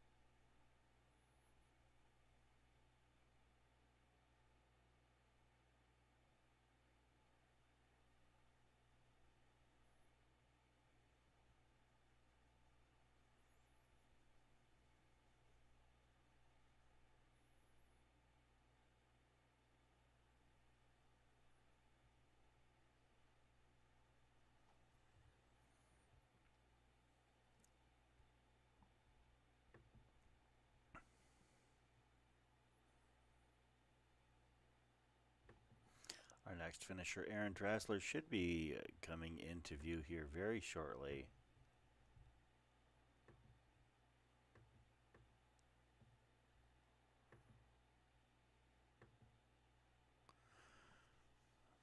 She was 4/10 of a mile from the finish line, no more than 5 minutes ago.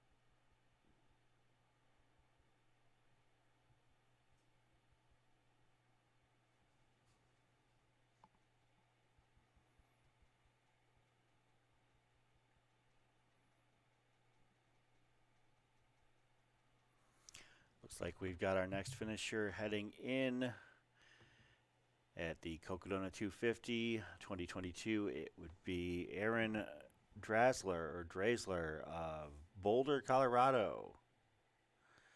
Congratulations to Aaron. High-fiving our camera person. Or a friend, perhaps. Looks like she has a pacer as well. Hugs and celebration all around. As yet another runner crosses the finish line at the Cocodona 250.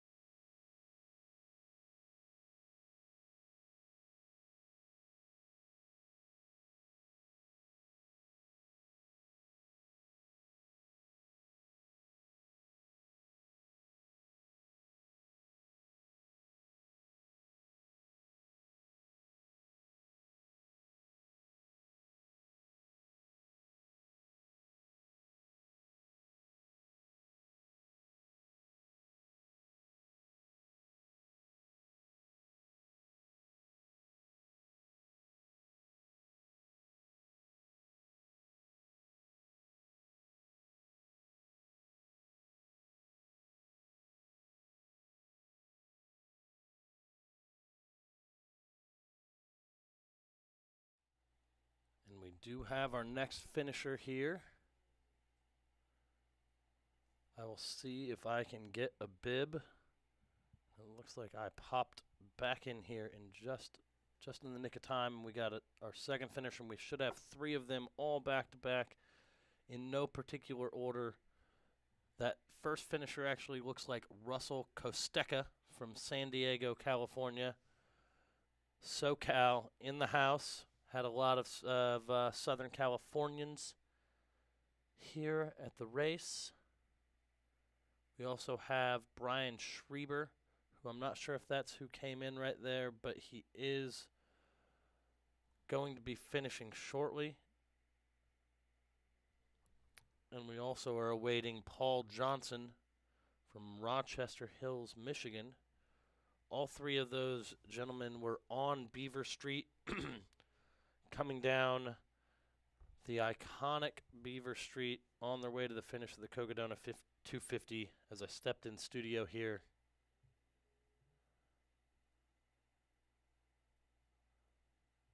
I picked up the headset, I picked up the mic, and here we are. What an incredible run from these gentlemen here.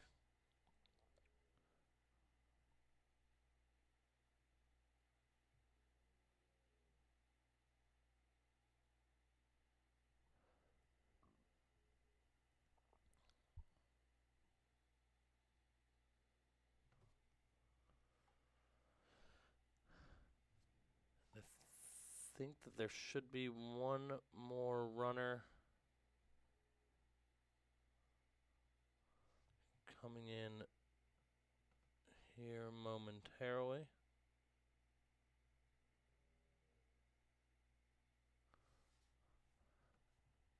As it looks like, based on the chat, that might have been, yeah, it looks like Paul Johnson was the other gentleman who finished. So Paul Johnson and Russell Costeca. And it looks like bib number 93, Brian Schreiber, I apologize, from the beautiful city of Henderson, Nevada, host to the USATF 100-mile road championships, which we were able to broadcast there earlier this year. So a huge shout out to the great people over in Henderson.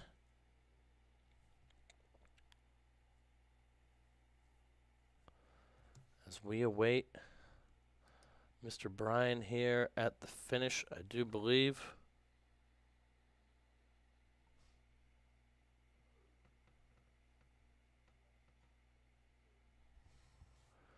And once we get these finishers through here, we will be ending this stream here momentarily, probably around 6-ish. Once we have a little break in the action. Again, we don't want to miss finishers coming in. But it looks like we do have a gap that will be a good opportunity for us to shut down this stream as we see the recycling truck making its way through Heritage Square. The recycling truck can't miss out on the action and festivities here in downtown Flagstaff. But once we get a break in the action, we will shut down this stream, and we will be starting our final stream of the 2022 Cocodona 250. It is scheduled over on our YouTube channel. It's there. It's ready.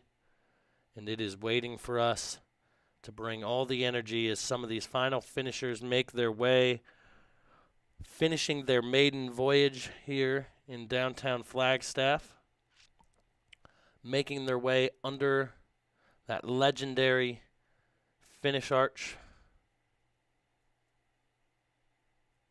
and capping off what is sure to be an experience of a lifetime.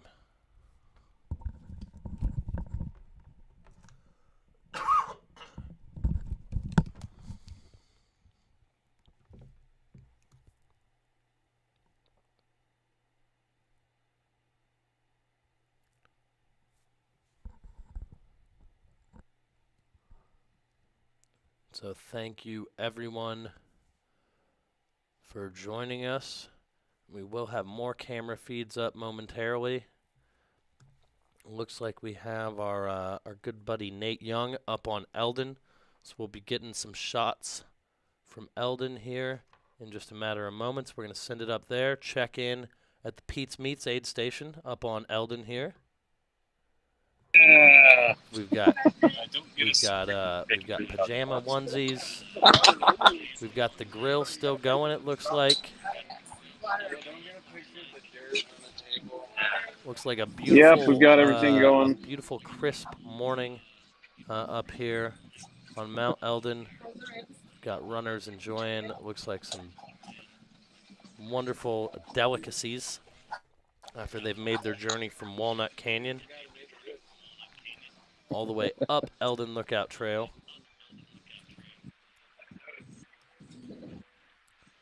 And Nate, can we get a bib there? I'm sorry that I missed that.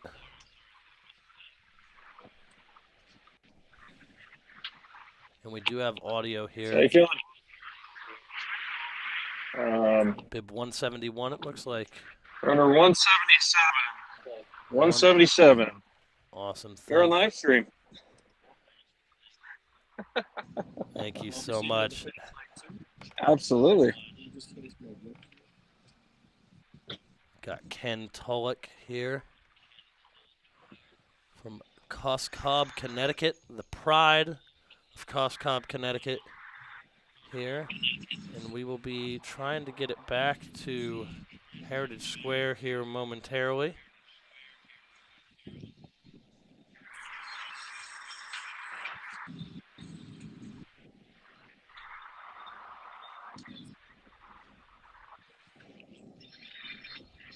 As our camera feed down at Heritage Square just went out, so we are going to stay here up at Mount Eldon.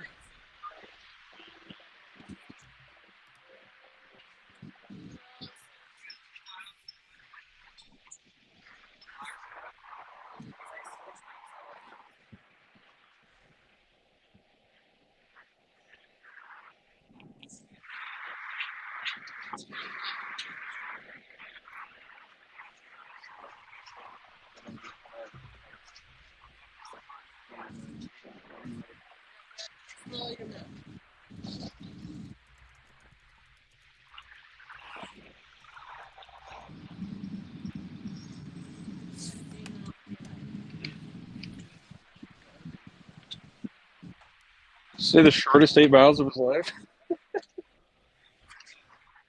After getting true. after getting all the wonderful food up at the Eldon aid station here, it's going to be a wonderful 8-mile stretch down to the finish.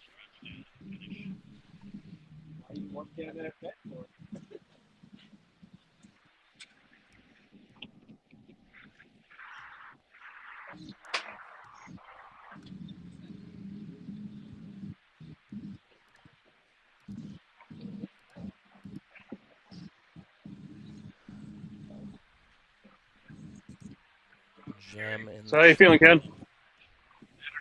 Better now? It's terrible. Yeah. Oh, yeah. Sat in front of the heater for a little bit. Got some food. Nice.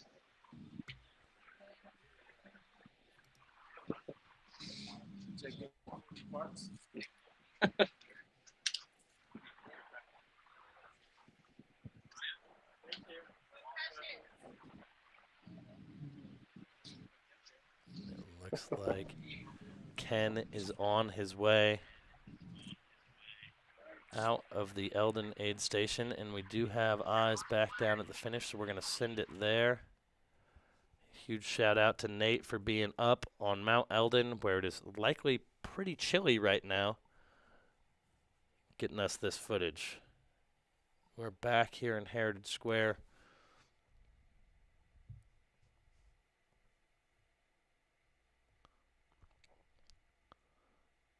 I'm not sure if bib number 93 has already finished. I will check on that with my good friends here.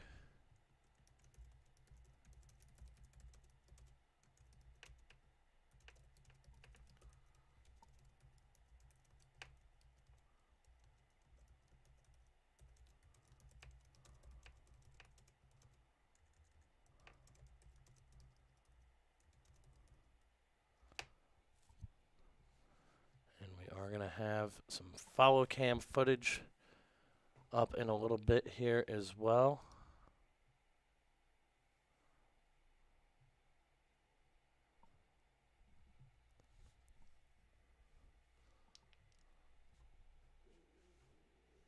And I am not sure,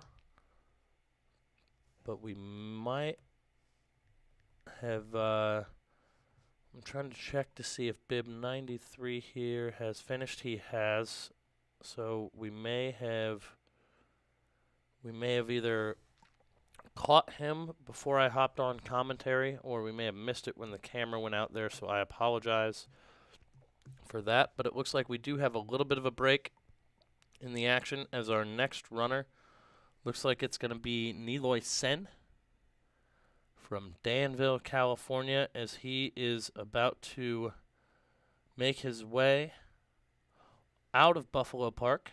He's going to be turning on the Switzer Canyon Trail there and heading down. So we do have a little bit before we will pick him up, courtesy of our follow cam.